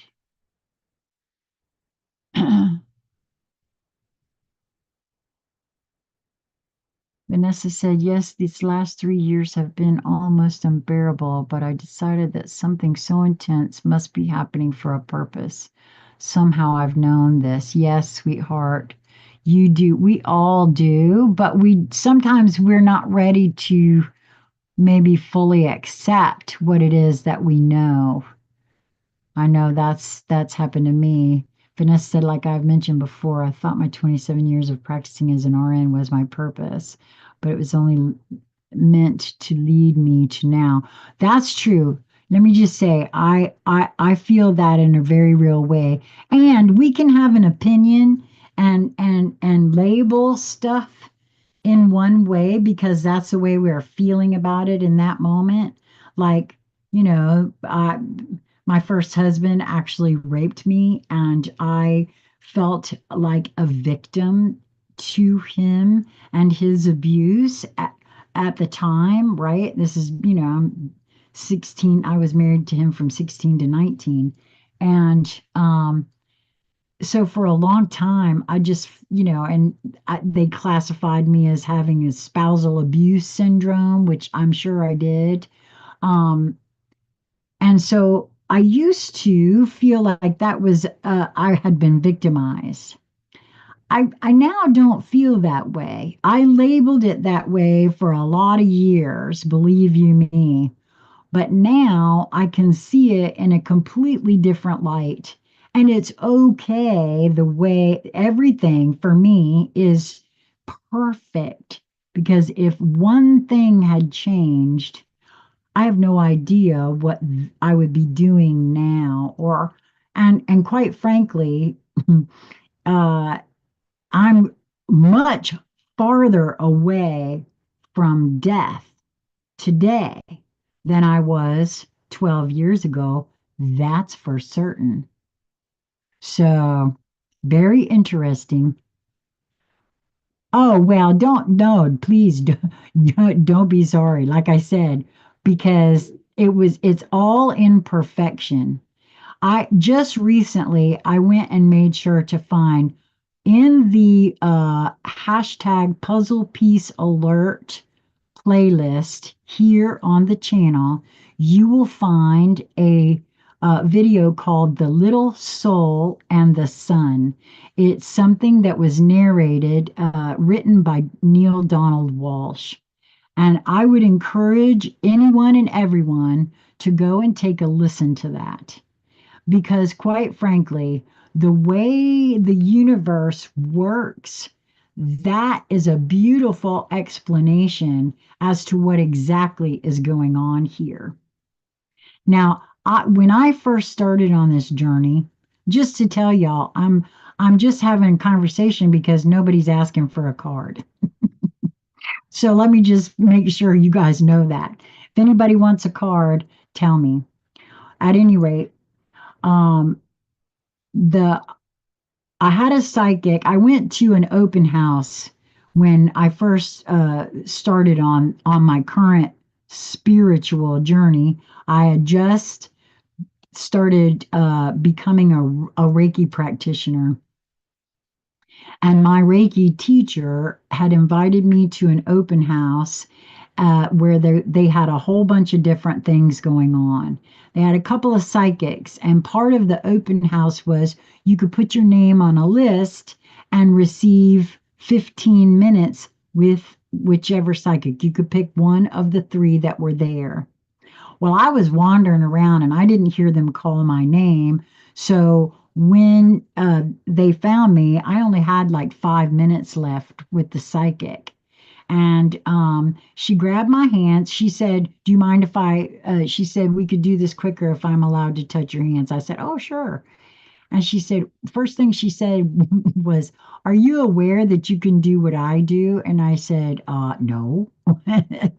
And she agreed to meet with me outside of this place, and that lady spent 5 hours with me. Now she didn't even know my last name, but she told me that my son, I only have the one, chose me as his parent specifically because he wanted to experience anger and he knew that I would love him unconditionally no matter what.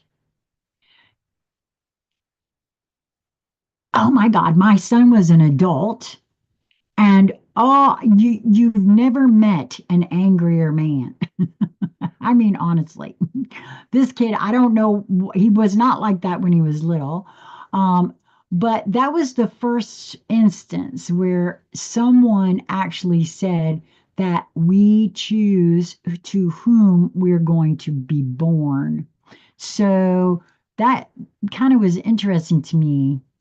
And then about a year later, my son came to me and told me that this little girl came to him in a dream. Now, my son had always said he was never going to have children. He didn't want to bring a child into this horrifically screwed up world.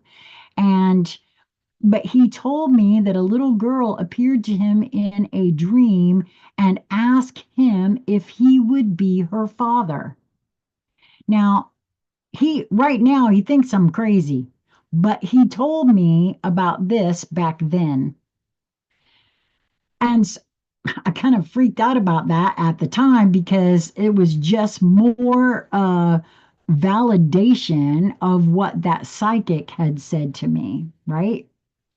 So this little soul and the sun is a perfect example why we all make assumptions about stuff, but we really don't know. And nobody on this planet, if somebody tells you they know what's going on here and they got the way for you to get to A, B, or C, you better run because they know how to get there for themselves, maybe. And that's a big maybe, because I cannot tell you how many people I see that are not doing well right now who thought they had the way, right? So everybody has to get into their own selves, get into that communication with your own self.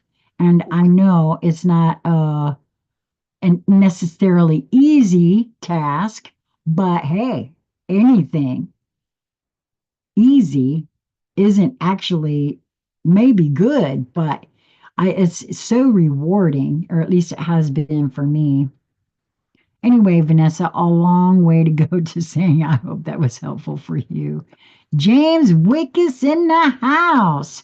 James is one of my very prolific dreamers, what he calls night travels. And I hope that we will be able to get together again at some point and have James come out for a dream space. Uh, I really want to begin having dream space again. On Conscious Conversation Central, I used to do a segment called Dream Space because I have long suspected that dreams are not at all what we think. They're not just night travels, like James says that what he calls them. Again, for me, this book right here tells the tale of at least one possibility that we experience when we go to sleep at night. And I really do feel like, sorry, couldn't take this tweaker RV stuff. What does that mean, Victor? I'm not quite sure what you mean there. If you feel it, and if no one else wants a card, you would like to be curious to know what's going on in your field. Okay, Richard. Sure, I can put you down for that. Oh, Richard, your life path is an 11, huh? I'm not surprised at that. Okay, sweetie heart. Thank you so much for coming, Vanessa. I look forward to getting your email, love. Okay, Richard. And you know what? If nobody else wants a card, I guess we'll just call it an evening after Richard. Okay. I'm gonna step into your field now, Richard. Hmm.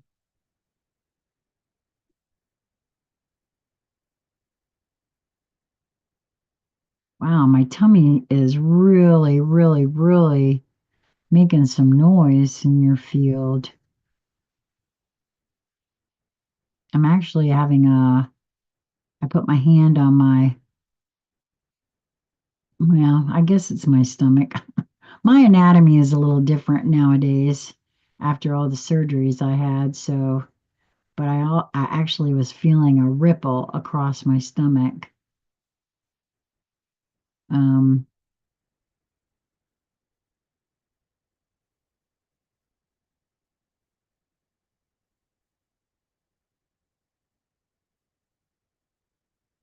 yeah.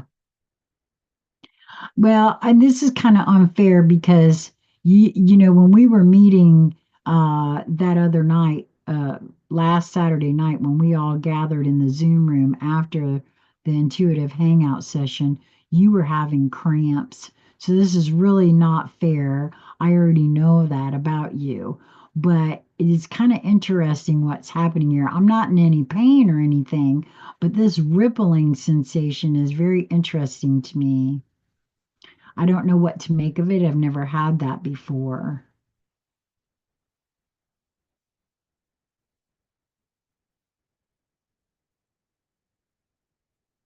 I'm not feeling any rocking or anything. It's really interesting that rippling is all I'm getting. Well, I just had something in this ear, so that's interesting. Your field doesn't feel chaotic to me. I know when we got together before, now I don't know if that's because, I'm not supposed to feel that or whatever. Because when we were all together in that room, you had said something about chaos, right? I'm not feeling that as I'm standing here in your field. It actually feels quite calm. Is there anything else? Yeah, I don't know what that rippling is about. Um,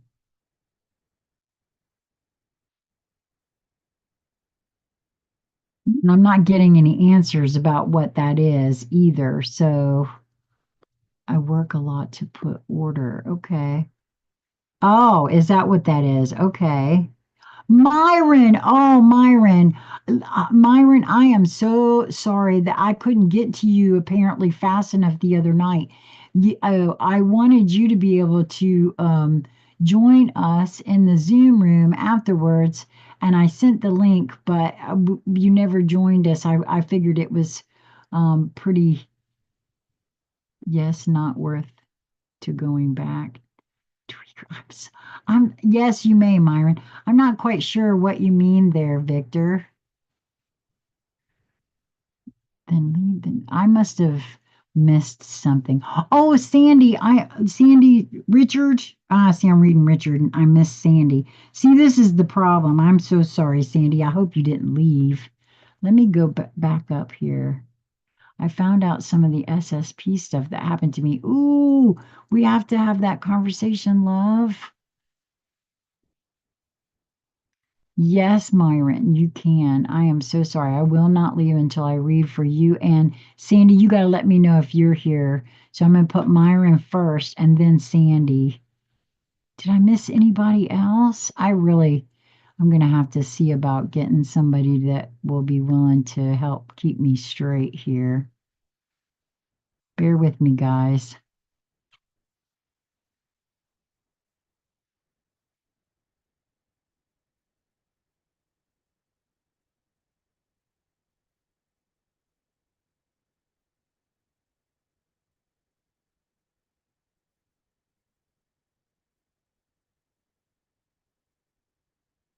Who is being rude? Who's being rude, Myron?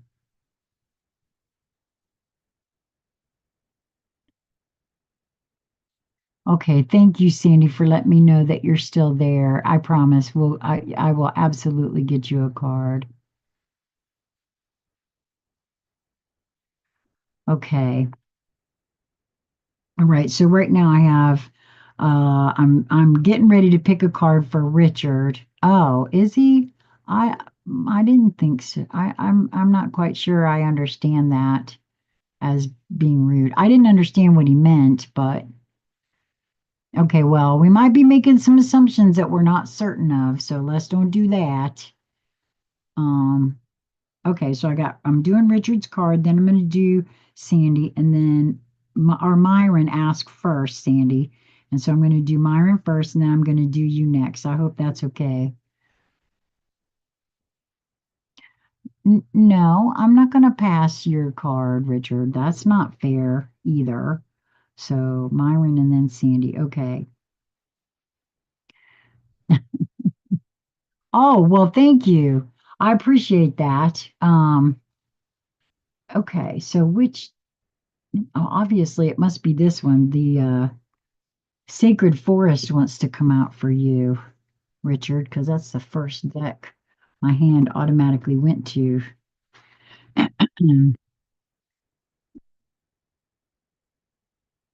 Yeah, Vanessa was the one that joined the other night, and I had been here for like 2.5 hours, and I had to pee so fast that when she showed up, I told her to please, please, please come back because I just had to go. So oh, okay. Frog Spirit Renewal, card number 20, which is a 2 numerologically. That's always a catalytic number for me. Um, Not new beginnings, but still something coming up. Oh, and what's so very interesting about this little frog is wearing a crown, and the fairy is illuminating the top of his crown. And you don't even have to say it, Richard, because I already know what you're thinking. I already know what you're thinking. I feel a safe space with you when you, oh, thank you for that. Ever seen that show, Skinwalker Ranch or Frog Ranch on the Discovery Channel? No, but I've heard about that Skinwalker thing. I heard a story. A young man on the internet was telling his personal experience with uh, accidentally coming upon that place. Or maybe it wasn't an accident, but I'm very skeptical about it. Well, I think everyone should be. Okay, so frog spirit renewal. A large golden brown frog sits heavy on a lily pad in a still pond as a warm, sleepy dusk dissolves into night. Its deep, sonorous song reverberates through the rising chirps of crickets. The chorus of the frogs is raucous and joyous, seeming to echo loudly in your soul. A gaggle of tadpoles lurks at the edge of the pond, hidden and safe, waiting with expectant patience until their metamorphosis occurs. The frog's three stages of development, egg, tadpole, fully formed amphibian, symbolize renewal, resurrection, and transformation. This card speaks of a profound restoration of your life that is occurring. It's never too late to begin again. If your past was less than successful, remember this. What has occurred does not need to mandate what will occur. You can start out fresh and new. However, if you do what you have always done, you will get what you have always gotten. In order to reboot your life, you need to do things in a different way. Abounding good luck is activated and awaiting you. Reflect on the varying symbolism of the frog in different cultural traditions and see if any of those meanings resonate for you at this time. In ancient Egypt, the frog symbolized birth and rebirth. In certain Native American traditions, frog medicine is healing by virtue of its transformative life. The ancient Celts believed frogs represented healing because of its connection with water and the way that it transforms from tadpole to adult. In China, the frog is a powerful symbol of prosperity, healthy childbirth, and good luck. The spirit of frog says, be willing to release any preconceived notions of how life should unfold. This is a time to be adaptable. Be willing to change. Abundance and good fortune will follow. Oh, how lovely. I like that.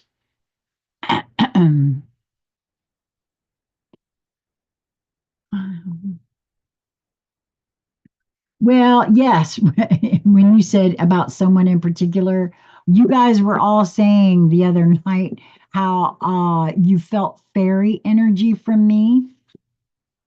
And I can't tell you how many times you've told me that you feel safe in my field. So, what I thought you were thinking was that this is me and this is you.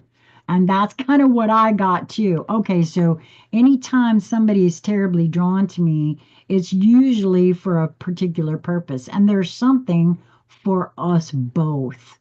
Anytime I read for someone, there's something for me in it too.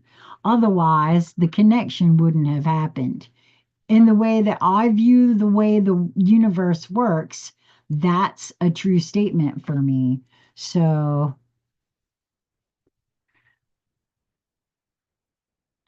yeah, I don't know what's happening with Victor and Myron. You guys are got me a little confused. Um, Richard said, yes, I will shine my light, not diminish it for other because it triggers their shadows and project on me, inner child born again. I never tried to hurt anyone. I don't understand. Yeah, I don't understand either, Victor. Don't worry. Everything is good. Everybody's fine. Um,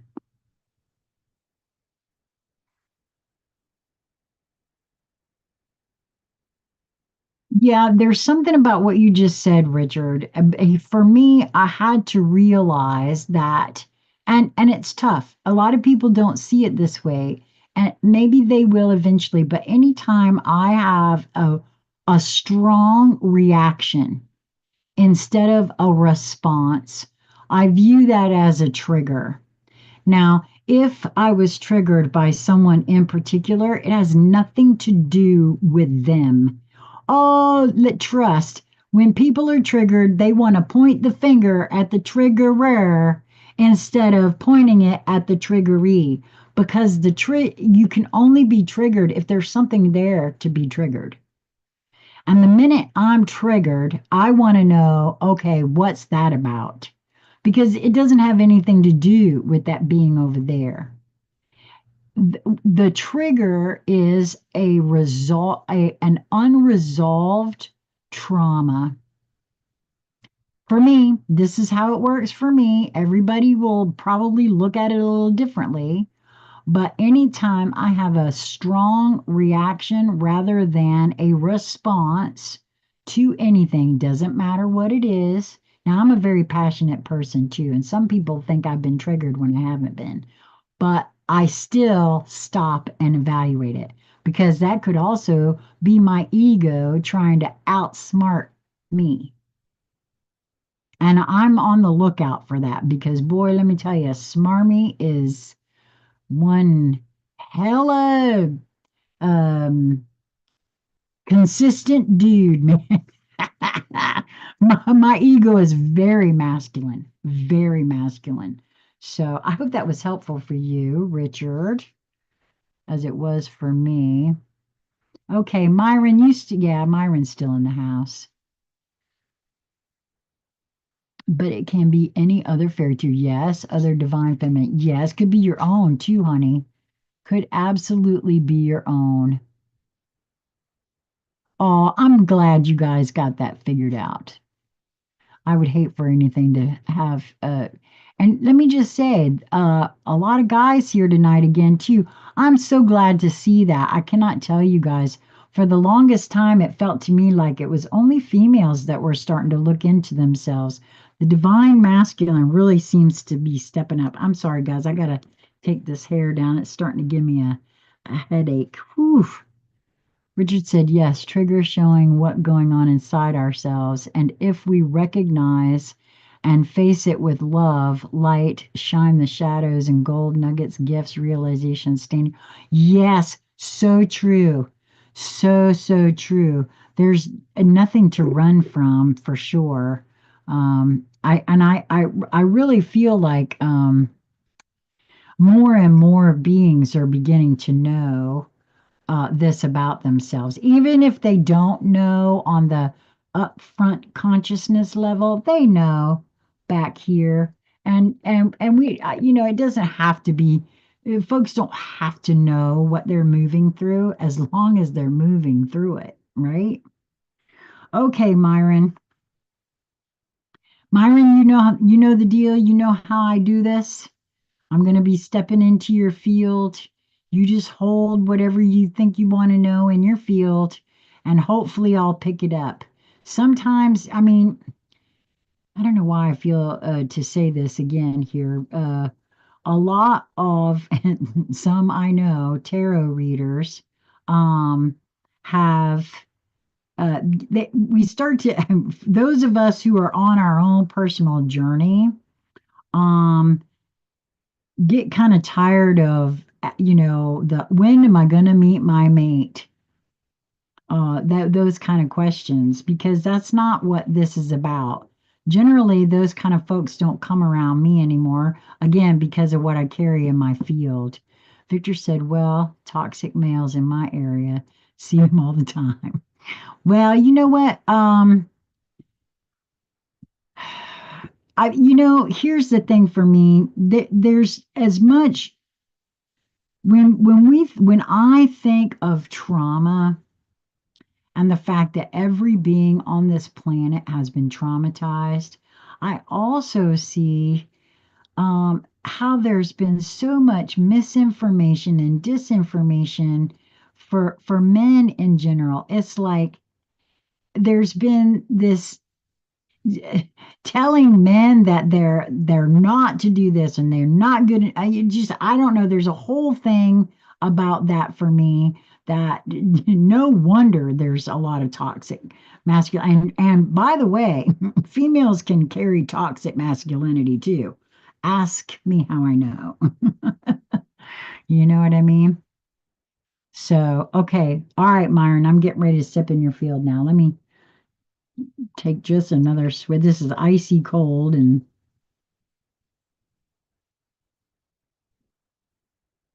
okay.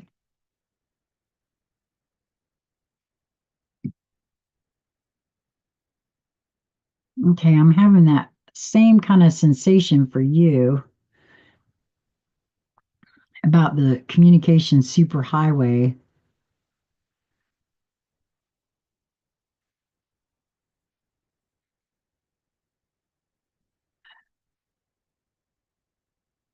I have this feeling that you've got a lot of energy, a lot of new, there's something new, a lot of new energy coming into your physical vessel. There's a lot of new energy, data, if you will, of all different sorts coming into your field. I don't know why, but I just got a flash in regards to light language. I don't know if you've ever heard light language or you've ever spoken light language or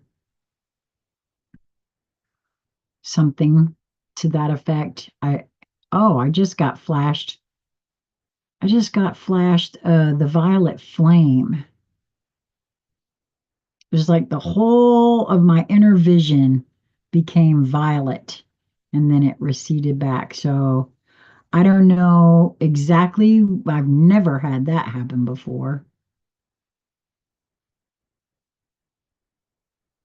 Um, hmm, what does that mean? Some I just heard a beep.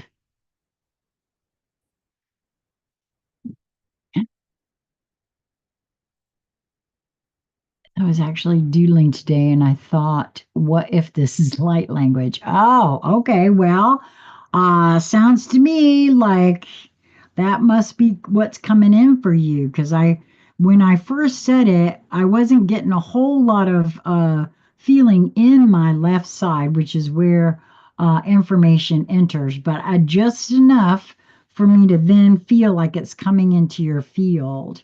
So go with it. Don't and two, it it it could be very much for you like it is for me. Coming here and doing this with you guys, see, this is why I always feel like I'm ever so grateful to all of you that show up because you're really doing for me. Understand, you might think I'm doing something for you. No, no, no, no, no. This is a two-way street. You are also helping me.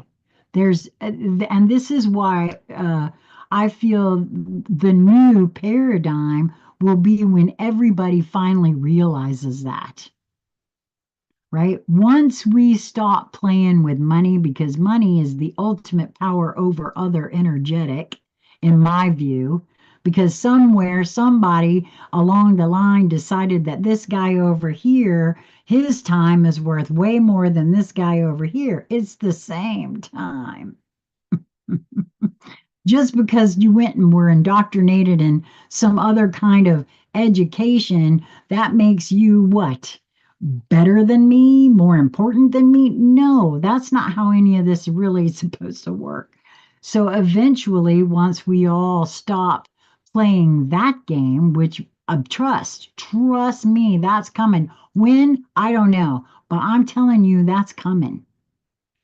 And oh, what a really cool world we're gonna live in then. Oh my gosh. So yeah, just go with it, honey.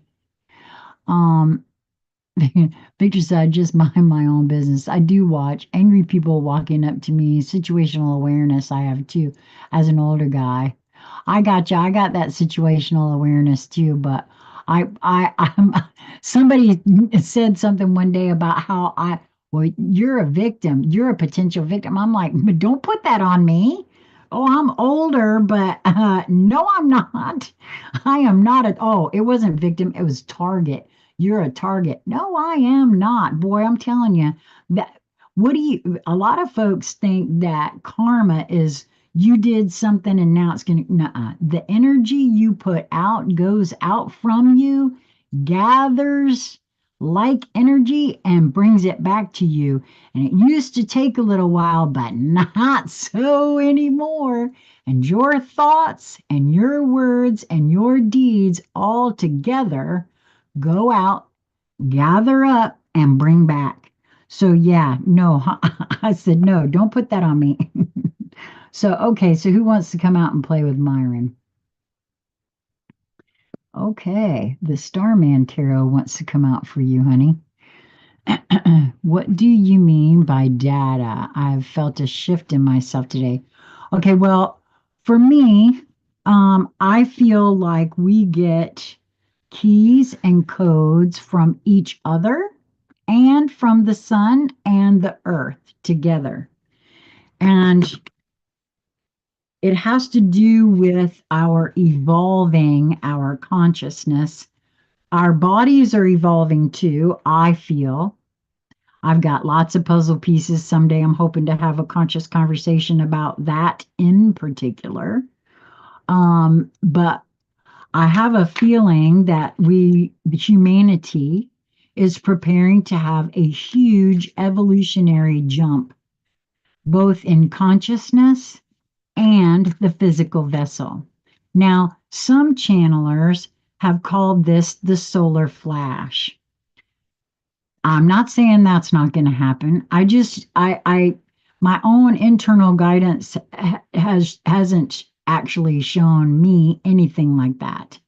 However, I just feel strongly. I mean, I've seen these keys and codes with my own eyes coming from the sun. Now, maybe it's just for me. I don't know. Again, all I can do is share with folks my experience. Your individual mileage absolutely will vary. It's meant to. You are completely unique. You are an aspect of the all that is. For a lack of a better word, you are a portion of the Godhood that is channeled yourself into a physical vessel so that you can experience the creation. And why in the world, as the all that is, would you want to have the same experience as another portion of the all that is? Well, guess what? You wouldn't. You wouldn't want that. You'd want it to be completely unique. That's for me why we have to move it that way. The age of Aquarius is when that is supposed to happen. We just moved into it. Yes, you're right. We did. Oh, okay. And Myron got the Hanged Man. This is the first time I've seen this card with this deck. Oh, James purchased this deck for me and gave it to me as a gift. Thank you so much, James. I really have appreciated this deck more than you know. The artwork in this deck just inspires me to no end. And I get something different every single time. So bear with me, Myron, while I take a look here.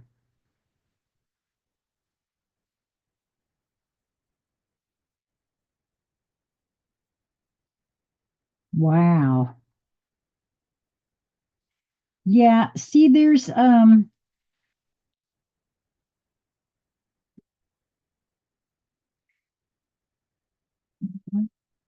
yeah. Okay, so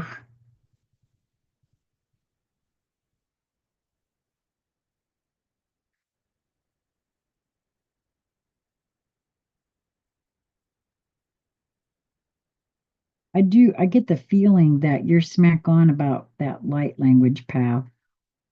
I don't know if you're going to be able to see, but his suit is covered with what could be light language to me. There's also some here. Okay. And I be damned. That's an awful lot of energy uh coming into his left foot. Is that the left foot? Let's see. Yep, it sure is. That's his left foot that's receiving all that energy. So that's coming in, not going out. Very interesting. I wish I was like, I was younger. I was young and stupid then, but strong. I hope I explained that okay for you, Myron, about the data. I just feel like we actually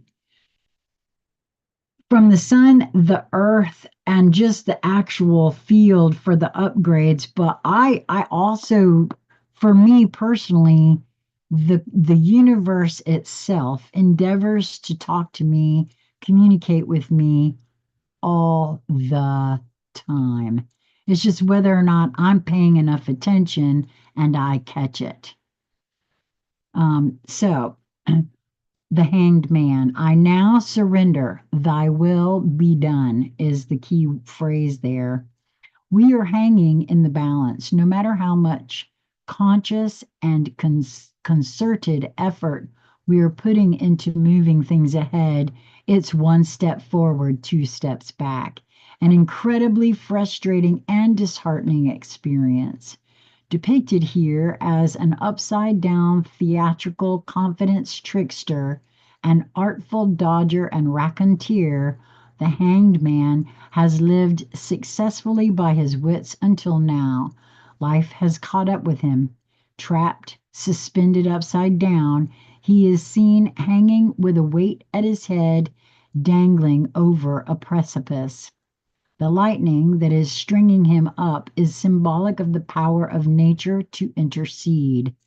Life has a habit of intervening, showing us where we are out of balance to wake us up and bring us back to our senses. The drive to survive, to push our limits, to succeed no matter what, trying to control life, pushing against life very often results in life pushing back. The unconscious, yeah, see, for one thing, um, that's another one of those programmed conditions, right? We're taught you got to it's a dog eat dog world and you got to do whatever you can do to get ahead. Or here's another one. You got to go out and make shit happen. Oh, wow. I don't do that anymore either. I go where I'm led to go and only there.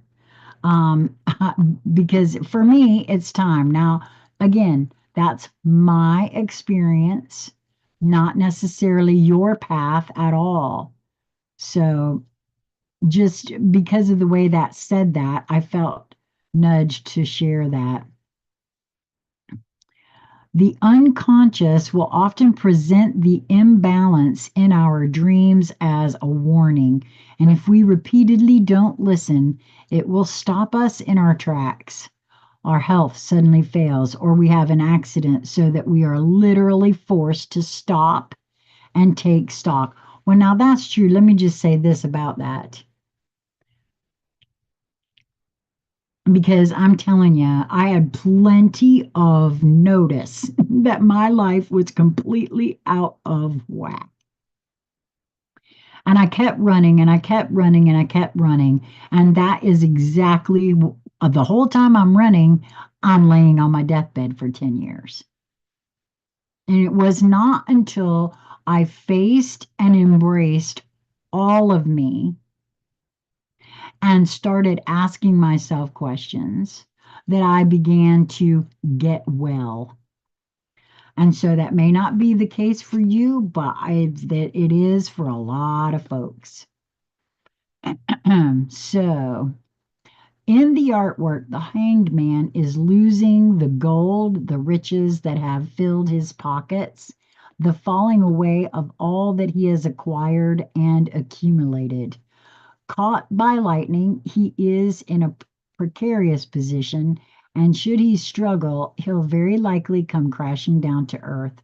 Resistance is futile when our lives are turned completely upside down by events. We are forced to surrender. It's no time to become impatient and negative, digging deeply into failings, but rather give up the struggle.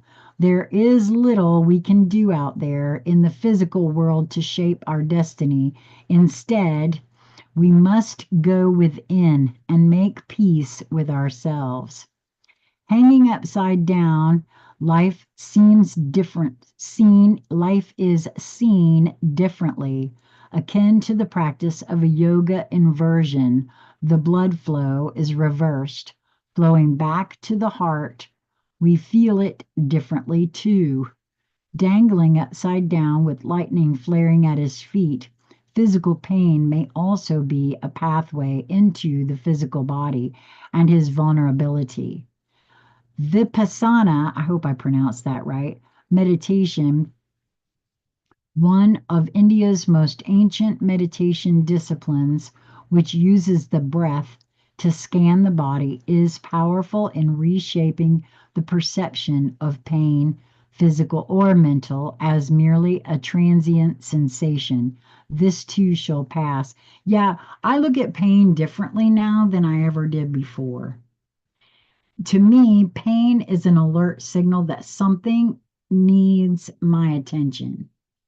I don't want to just take Advil or acetaminophen and because to me that is akin to stuffing stuff down, which is how I got to be 490 pounds, right? So I would rather ask myself questions and get to what it is. What is the, because anything for me that the physical body is a manifestation of all that's going on up in here. All that's the thoughts, the experiences all mixed together, especially unresolved trauma, comes out as physical pain, mental pain, all kinds of stuff. For me, again, just for me, your mileage absolutely will vary. The hangman suggests you are being forced to take time out and look at your life from a different perspective, reconnecting with your bodily intelligence and heart from a different perspective. Reconnecting, yeah, wait, but see, I have a vertical imbalance in my eyes. Sorry, guys. Um, the hanged man suggests you are being forced to take a time out and look at your life from a different perspective, reconnecting with your bodily intelligence and heart, leaving external concerns, travel within, question and ponder the greater spiritual principles and laws that are in motion. Valuable lessons are there to be learned. Voluntary sacrifice, giving up the chase of worldly goods and experiences, significance and power may arise. The survival of the egoic self is handed over to the higher self for a selfless purpose. Yeah, I had to convince Smarmy and trust he's still not totally convinced that the larger self, the higher self, could show some really magical things if Smarmy would just take shotgun instead of trying to be the one driving the bus. You know what I mean? Because trust, Smarmy did not want to let go and still sometimes doesn't want to. Now I know y'all have been. Sandy, I hope you're still here. I hope that was helpful for you, Myron. It does seem like you got a lot going on there, kiddo. So I'm gonna back it up for a moment and see if I've missed anybody or what's going on. Let's see. That inner spark that lies within well, James, listen, James coined something. James Wick has coined something a while back for me that I just love. The universe is unfolding from within each one of us. Oh my God, that was so beautiful when you said that. I have adopted that so hard because that's true. We have to allow it, however. And for me, I really do feel like Smarmy is at least starting to take notice that if he will just take shotgun, he's going to learn some really cool stuff. And the truth is, I think that we each are ready to see that unfolding from within. The more I heal my shadow, the less angry and scary people I meet in my life. Yeah, me too. Very true. I'm in a walker, definitely a target in a walker. And I'm not quite sure what you mean, Victor. The age of Aquarius, yes, we have finally officially. I think there's a whole lot of folks that still want to say we're not, but so I don't know what, I have no idea as to what that all means, but it really doesn't matter because I feel there's a shift no matter where we are and what we're doing. Victor said, I wish I was like my younger self when I was young, stupid then, but strong. Yes, light language is similar to speaking in tongues, simply channeling through speaking or singing. It's a powerful gift that I love to play with. Myron said, oh, okay. Thank you, Myron. You're so right, James Wicked said the Starman deck has so many layers of dimensional depth. It sure does.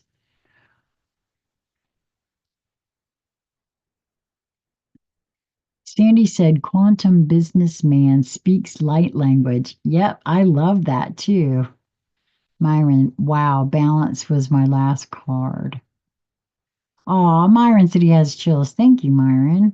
Well, you're giving those chills yourself. For me, okay, so for a long time I'd go along thinking I understood a concept, right? Because I thought I got it, right? Okay, so that's the difference between an intellectual exercise and an alchemical epiphany for me. When I get the whole body rush and chills, that's an alchemical epiphany. Something has finally landed and anchored in here. And so maybe that's what just happened for you. Again, your mileage will vary. Victor said, I lived in Idaho, boys. Not a good place to live. That's all they knew in Idaho in the early 80s was to fight. Oh, I'm so sorry. Oh my gosh, Myron. Yeah, well, let me just say something about that. Okay. So, when that card said that for me, I've recognized some steps for myself. I'll get a loving tap on my shoulder, right? From my larger being, the universe, whatever. Little tap. If I don't listen, the next thing that's coming is a slap. If I don't listen, the next thing that's coming is the 2x4 because apparently I've set this little jaunt up for myself and I am not letting me off the hook. Okay, so I don't know. Again, your mileage may vary, but for me, that's what so I always say, tap, slap, 2x4, man. It's up to you. Um, so James said, when you look into someone's eyes, you are looking at a part of yourself looking back at you. Yes, that's so true. Myron said, wow, Jill, I can't iterate to you how much this card hit so many points and the things going on within myself and to me at the moment. Crazy. Crazy. No connection, Lovey. You brought you here because you felt that perhaps you would speak to you through me. Just as soon as I feel like this is true for everyone, as soon as we stop looking at each other as, yes, we are unique, but we're another portion of ourselves. I truly feel that with all of me.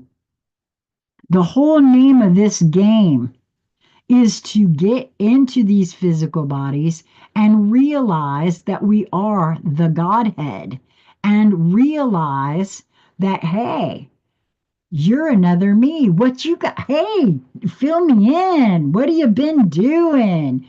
Because it's all, that's the whole point.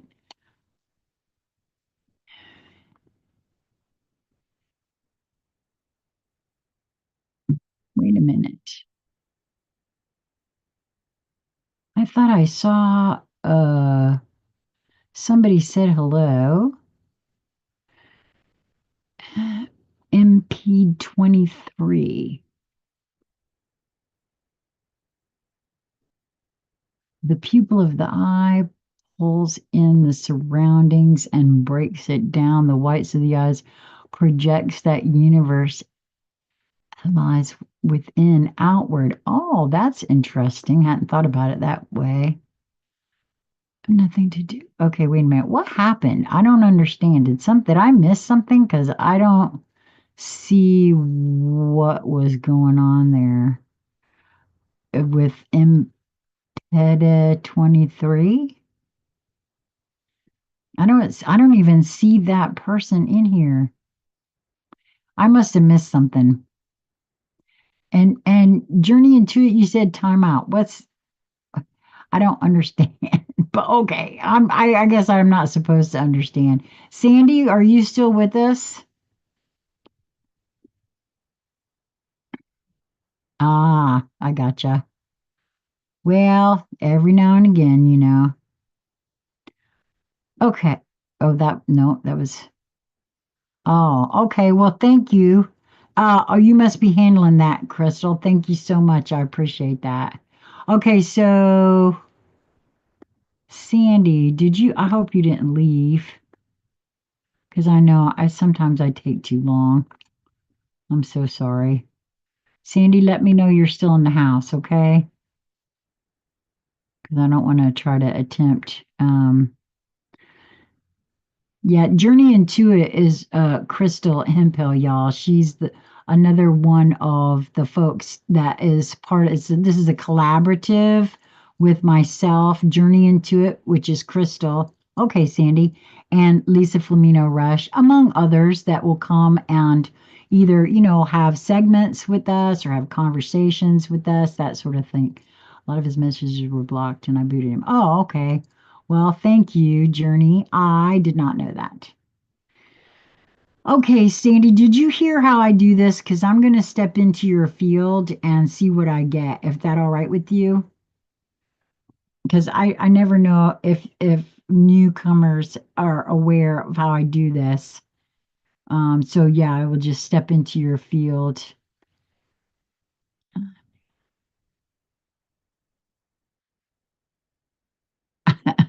Okay.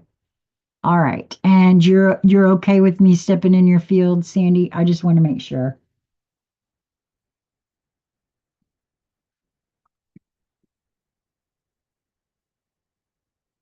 Actually, it's an excuse to finish my tea. Hmm. Okay, well, I'm going to go ahead. You didn't say yes specifically, but I'm going to go ahead and do that. Okay, all right, good. Thank you for that.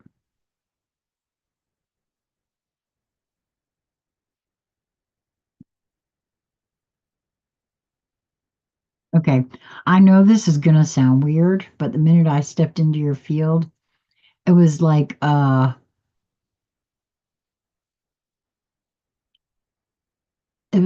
could smell the,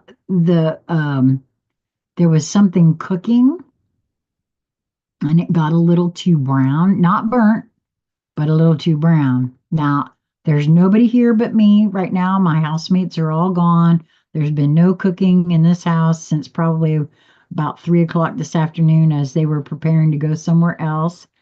And so that it can't possibly be here.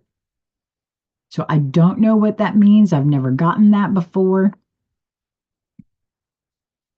It, for some reason, it could mean you're burned out on something.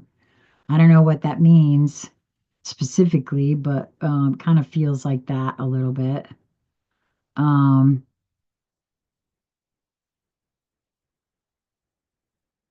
Now it's kind of funny. Um,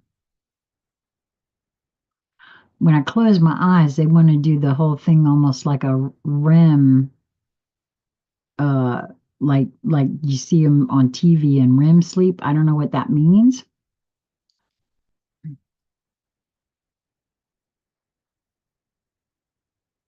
Yeah, see, all of a sudden now I lean forward, and when I lean forward like that, I want to rock a little bit. So I'm wondering if you've been experiencing some burnout in something and you are either desirous of something new or something new has started or will start very shortly.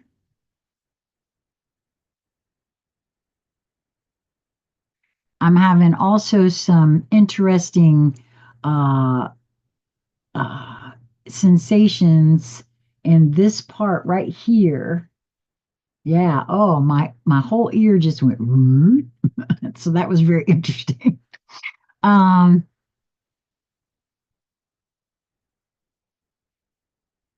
okay, so and I don't know if you're thinking this right now or somebody in the room is, but let me just say this, okay? I'm not doing anything that you can't do.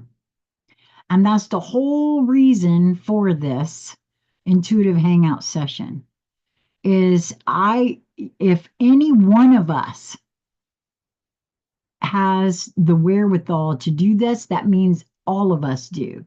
Now, you may not have the desire, you may not want to, and that's cool too. But I'm just saying we all have access.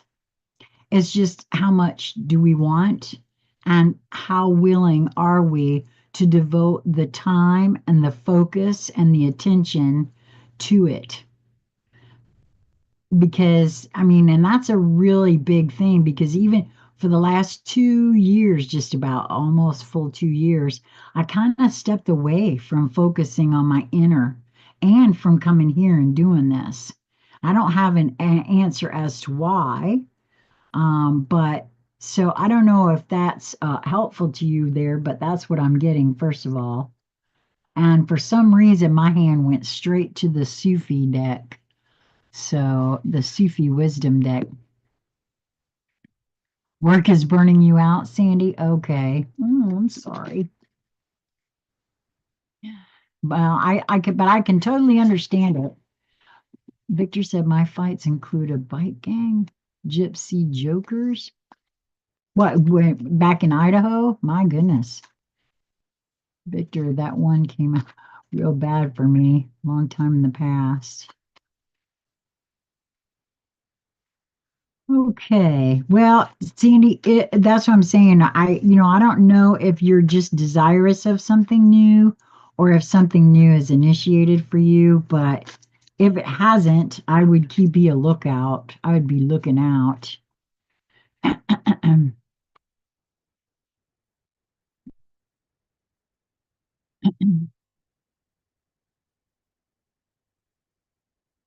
think Sandy, nobody ever said that to me. Said what? I didn't catch that.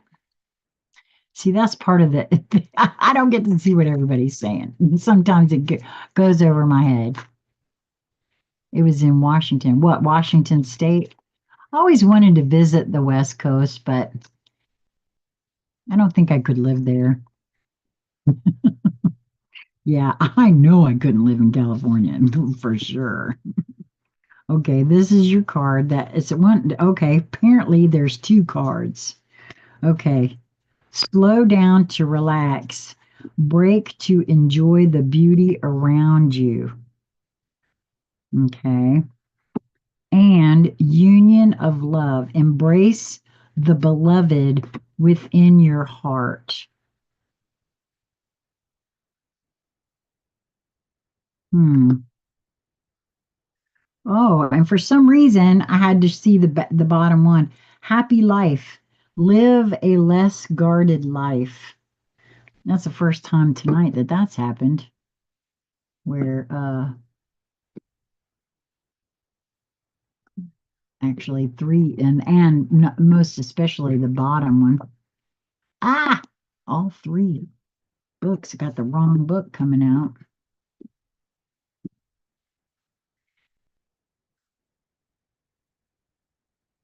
Okay, slow down to relax. Yeah, honestly, that's something that none of us do enough of, I think. You know, radical self-care. There's a reason they tell you on an airplane to put your own oxygen mask on first, because you can't do for another being if you're not okay. And trust me when I say a lot of us are not okay. You know what I mean? Okay, so slow down to relax, break to enjoy the beauty around you. Patience is not just sitting and waiting, it is visioning. It is looking at the thorn and seeing the rose, looking at the night and seeing the day. Lovers are patient and know that even the moon needs time to become full. Rumi. That was a quote by Rumi. There are times when we feel weary, drained, and fatigued. Everything seems to be moving at its normal pace, yet our usual energy, drive, and motivation take a bit of a dive. This is when our body and soul are telling us to slow down, take care, and not burn ourselves out. The time has arrived to sit back, relax, and focus on foreseeing the future. I want to go on record right now and say that it's 11:15 and I feel like my housemates are on their way home. Isn't that interesting? I just wanted to say it out loud on camera because we love to play like that. Okay. Isn't it interesting that it says telling us to slow down, take care, and not burn ourselves out? Wow. Sometimes I I amaze my own damn self. Okay. The time has arrived to sit back, relax, and focus on foreseeing the future. Well, that's lovely. Rumi carries a powerful message. Turn your focus inward and towards your spiritual development. You are being called to slow down, to see more of the beauty around you. Rumi wants you to realize, if you haven't already, that the power is within you and you can create anything you wish. All the answers you have been looking for are revealing themselves to you now. But first, you must make the time to connect with the inner source of your divine power. By quieting your mind, not only will you be able to see things more clearly and less reactively, but the spaces in your mind may bring forth some amazing insights. Whether it is a past life pattern or something you have learned, it is time to set yourself free. So you may live more creatively and step into your true power. The mantra with this card says, I am determined to fill more of my time with peace and to relax for as long as I need to renew. Wow, I love that.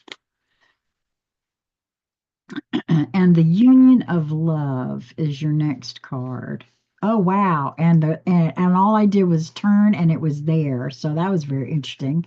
I didn't even have to go more than one time to find it. Embrace the beloved within your heart. I am in love with no other than myself, and my very separation is my union. I am my beloved and my lover. I am my knight and my maiden. So true. This was a quote by Sufi. Let's see if I can get this name right. Ibn Arabi. I hope I pronounced that right. Sufis are lovers of God. It is the longing for the beloved that draws them into connection with their heart. Oh, wow.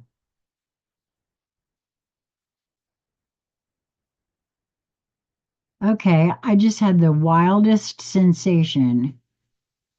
It's almost as though there was an earthquake in this house. That the house wasn't shaking, but all of a sudden it felt like it was. So now I don't know what that means. I'm going to look at the time there and find out that's interesting. I have no clue, you guys, but the last time that happened, I was told I was experiencing a time quake. I don't know if that's,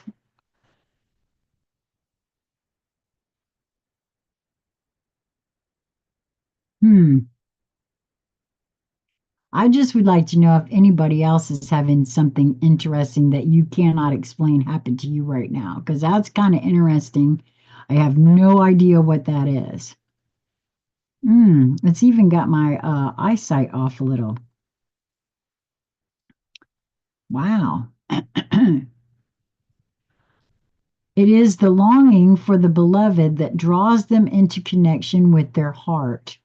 When the lover becomes fully aware of the true self, he loses all worldly sense of the self in love.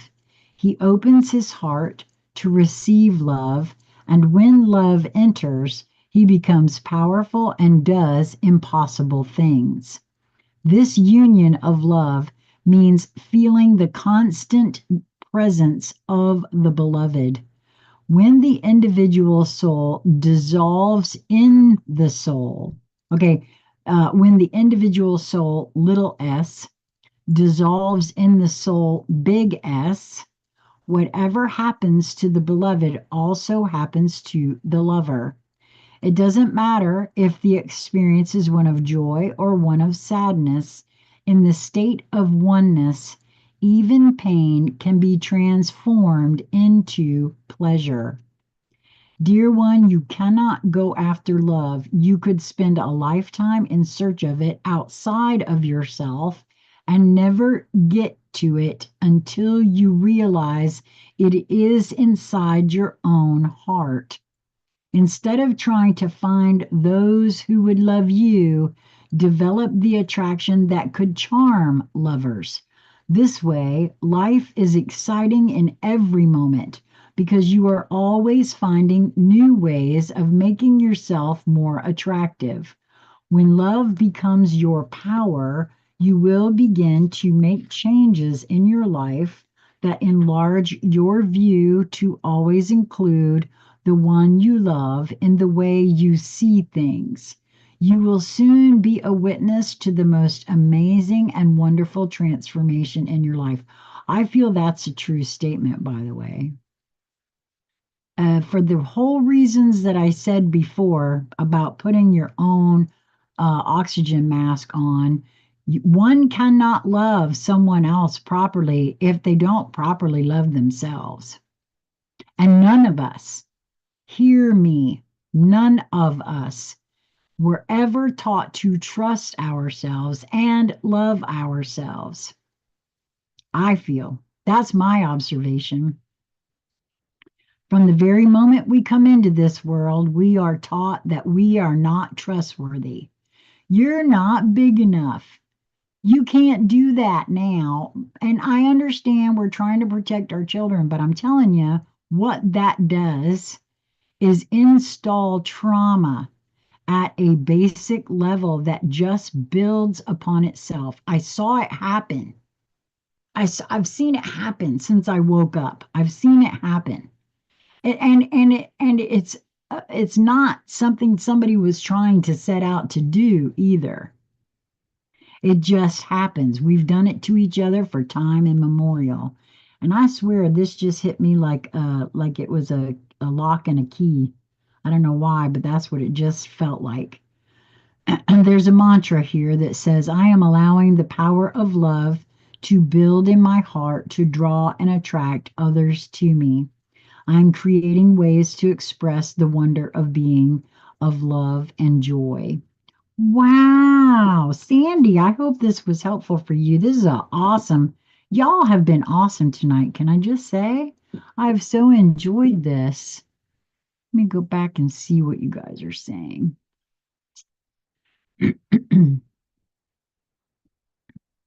Sounds promising. Yes. Well, I honestly think that Sandy said, love the cards. I love that too. I love them too, man. That you got some really great cards. Everybody did, I feel. Victor said, well, I've learned to be mellow. Used to be hyped up, stupid 20 something. My ego still is a 20 something male, by the way. I, the way it presents, I can't help that. I just like to stay home, watch TV. I don't watch TV anymore. I choose things for, like I go out and find something, shift in the timeline. Yes. I don't know if it was my own personal. Remember, I told y'all I got some books missing. Let's see. Did anybody show up? No, not yet. I got some books missing, and the last time that happened, it was a timeline thing, I feel, because it showed up right where it was supposed to be. Victor said a lot of earthquakes off Oregon coast lately, like 6.0. I think it's just relieving tension off quake zones. Maybe a good thing. Well, true. Oh, you're so welcome, Sandy. I appreciate your patience. Well, guys, I've been here for now fully 3 hours. I think it's time for me to go. But I am so appreciative of all of you that showed up.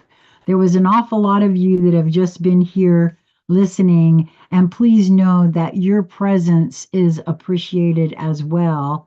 And anytime you ever, see this, if you would like to help me, and I always love that. I do have something I want to share with everybody. Okay, so this is the coolest thing that just happened to me today. All right.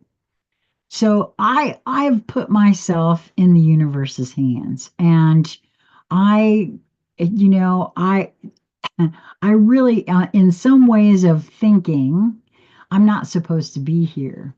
I mean, all that time on death's door. And so these last 6, 7 years have felt like gravy. I mean, just beautiful gravy for me, right?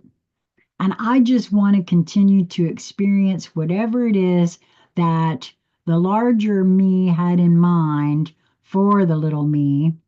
And I promised to follow all of my nudges and not concern myself with the how it was supposed to happen. Now, in 2017, I had my very first vision, and it was more like a download, really. And I happened to see sort of like a homestead situation with tiny homes and a great big community building where there was a recording studio in there for New Light Streaming Love. Back then, I was calling it something else, but Conscious Conversation Central definitely was a part of that. But vegetables and flowers and goat's milk soap and just whatever anybody felt drawn to do, right, was all a part of that. And I saw myself in this situation and just loving living in community. And since I had stood in this backyard in 2015 and began to ask for community, I have nonstop, little by little, had community come. I didn't hold it like that, but it did. Well, not long ago, we found out, or we started suspecting, that we have a mold infestation in this house. And we have five adults living in a two-bedroom, one bath house, less than 1,000 square feet. And it's okay because we love each other and we're working on ourselves, facing and embracing all of our shadows in company.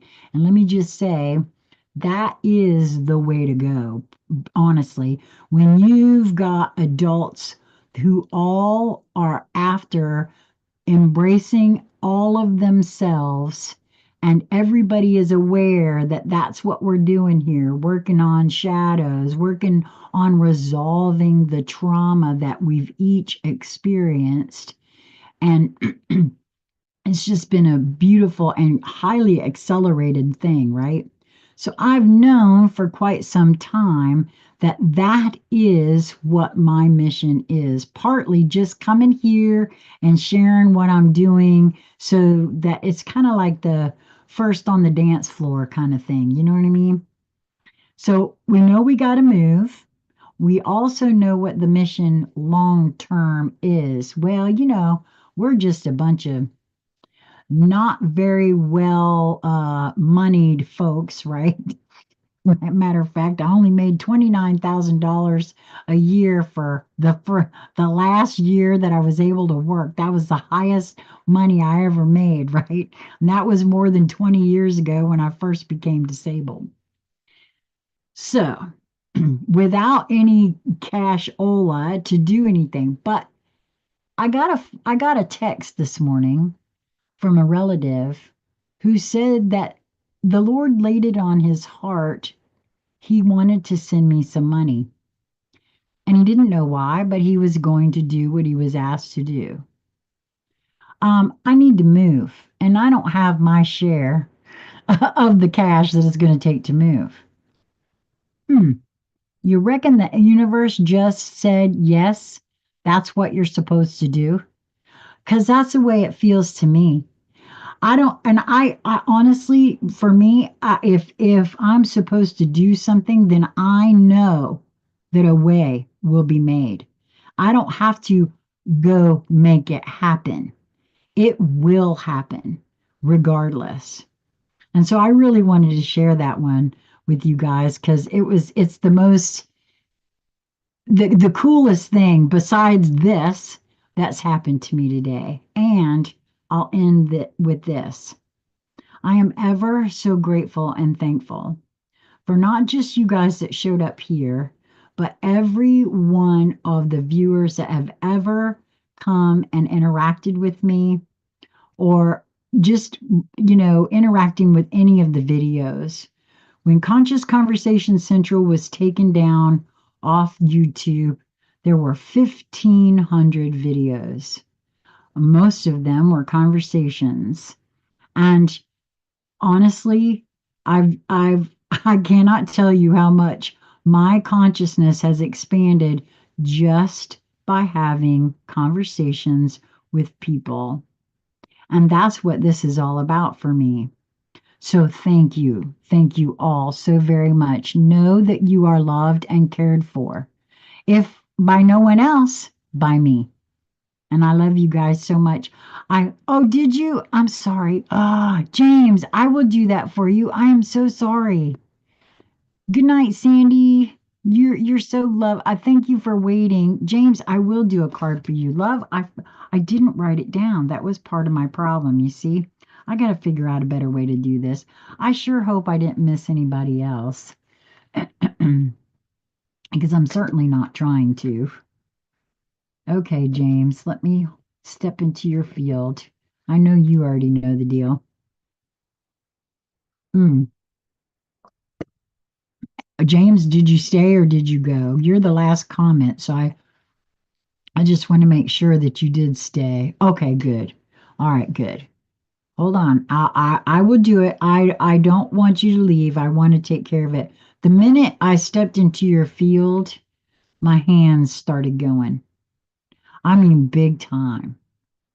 like as if I'd been at a concert clapping all night, and now they're just woo, woo, woo. So I don't know what that's about, but there you have it. Oh, I feel a little dizzy too. Like, yeah, it's sort of like that vortexing thing. So you must, well, I kind of know you're in the middle of stuff because, we did have a catch-up chat, what's that been, 2 weeks ago now? I can't keep time straight. But wow, this is a bit dizzying. What else?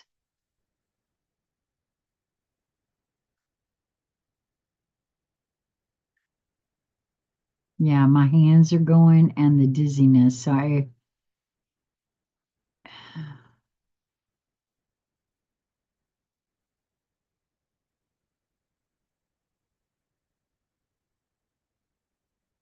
James, let's try to find a time for us to chat again because there's something that I feel inspired to do, and we need to do that where I have you uh, where I can see you and we can actually converse. Um, because if you're not, and I don't, you're not already a Reiki practitioner, are you? I have a feeling that maybe there's something that I have a feeling that I have a lot of chi energy flowing out of my hands. Okay, well, maybe that's what I'm feeling. That's what I was trying to say. I'm not sure why I'm feeling it like that because it's pretty intense. It's not just Reiki. You know what I mean? But the only thing I could think of was that maybe we could set you up with some Reiki or something. Um, okay. Which deck wants to play with James, please? Hmm. Oh, okay. I'm getting two for you as well, James. The Surrender deck and the Relationship Sacred Geometry Oracle.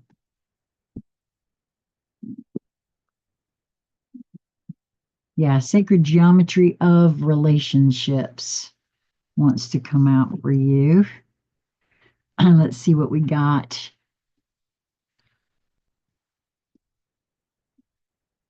Oh, yeah. Richard, you're not wrong. James has a lot going on. He has a very powerful gift. Yep. Um, I, I, s- I suspect, like I said, James, once he's ready, will be having multiple conversations on this channel. I've always seen it. I've always known it. But we have to do that when James is ready and not a moment before. Each of us um, has things to offer just by being themselves.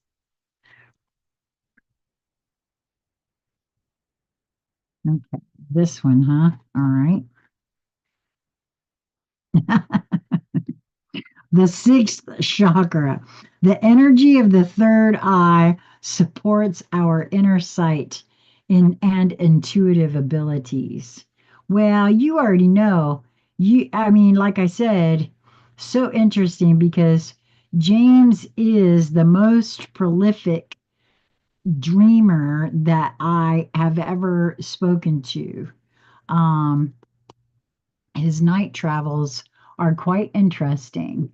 And so I'm hoping that he will come and share with us. And this is card number six, which is six is all about balance, love, and harmony for me. And as a kid growing up, it was always my favorite number. And the key affirmation here is I am connected. The third eye chakra is indigo, also commonly associated with purple, with a quality of luminescence to it.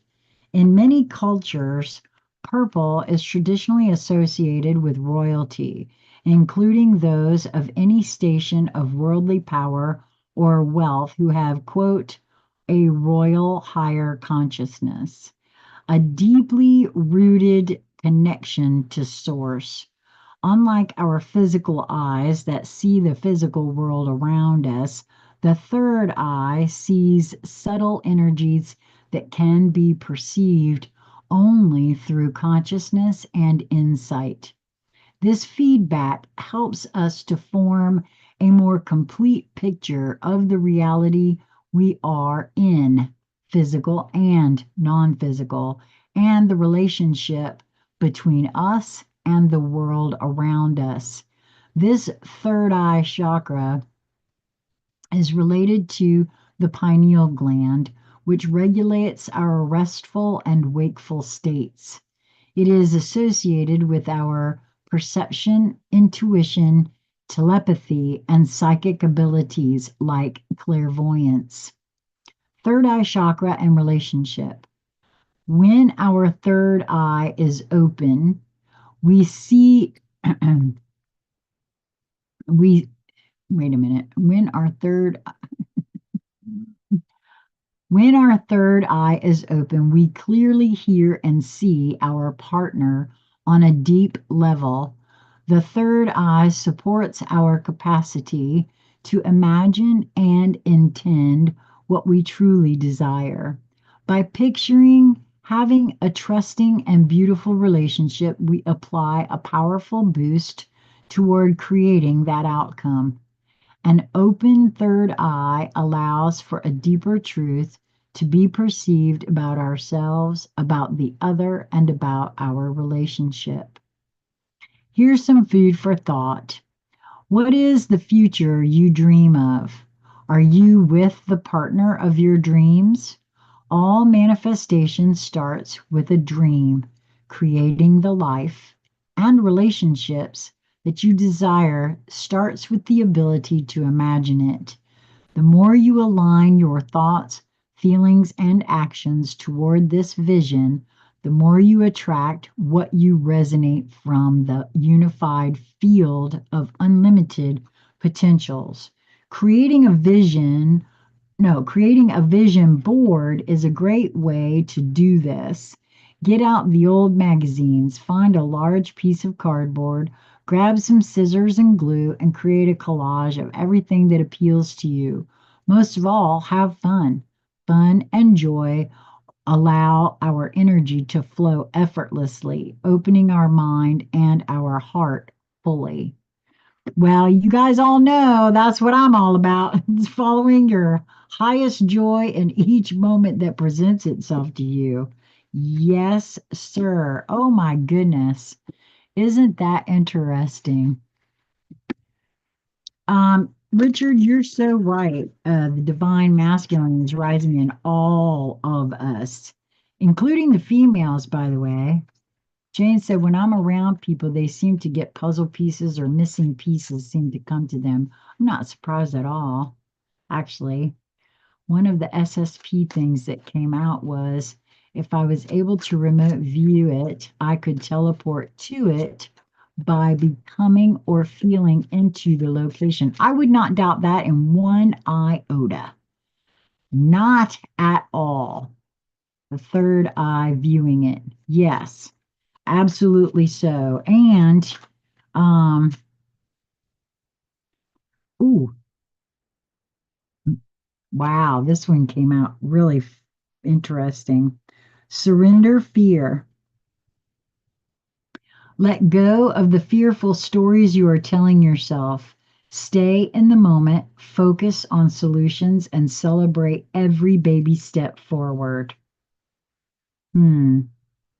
Okay.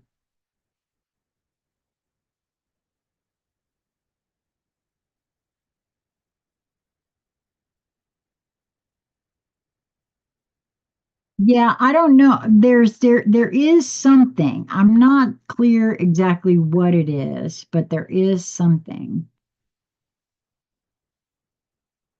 And it may not even be something that you're aware of, but there is something.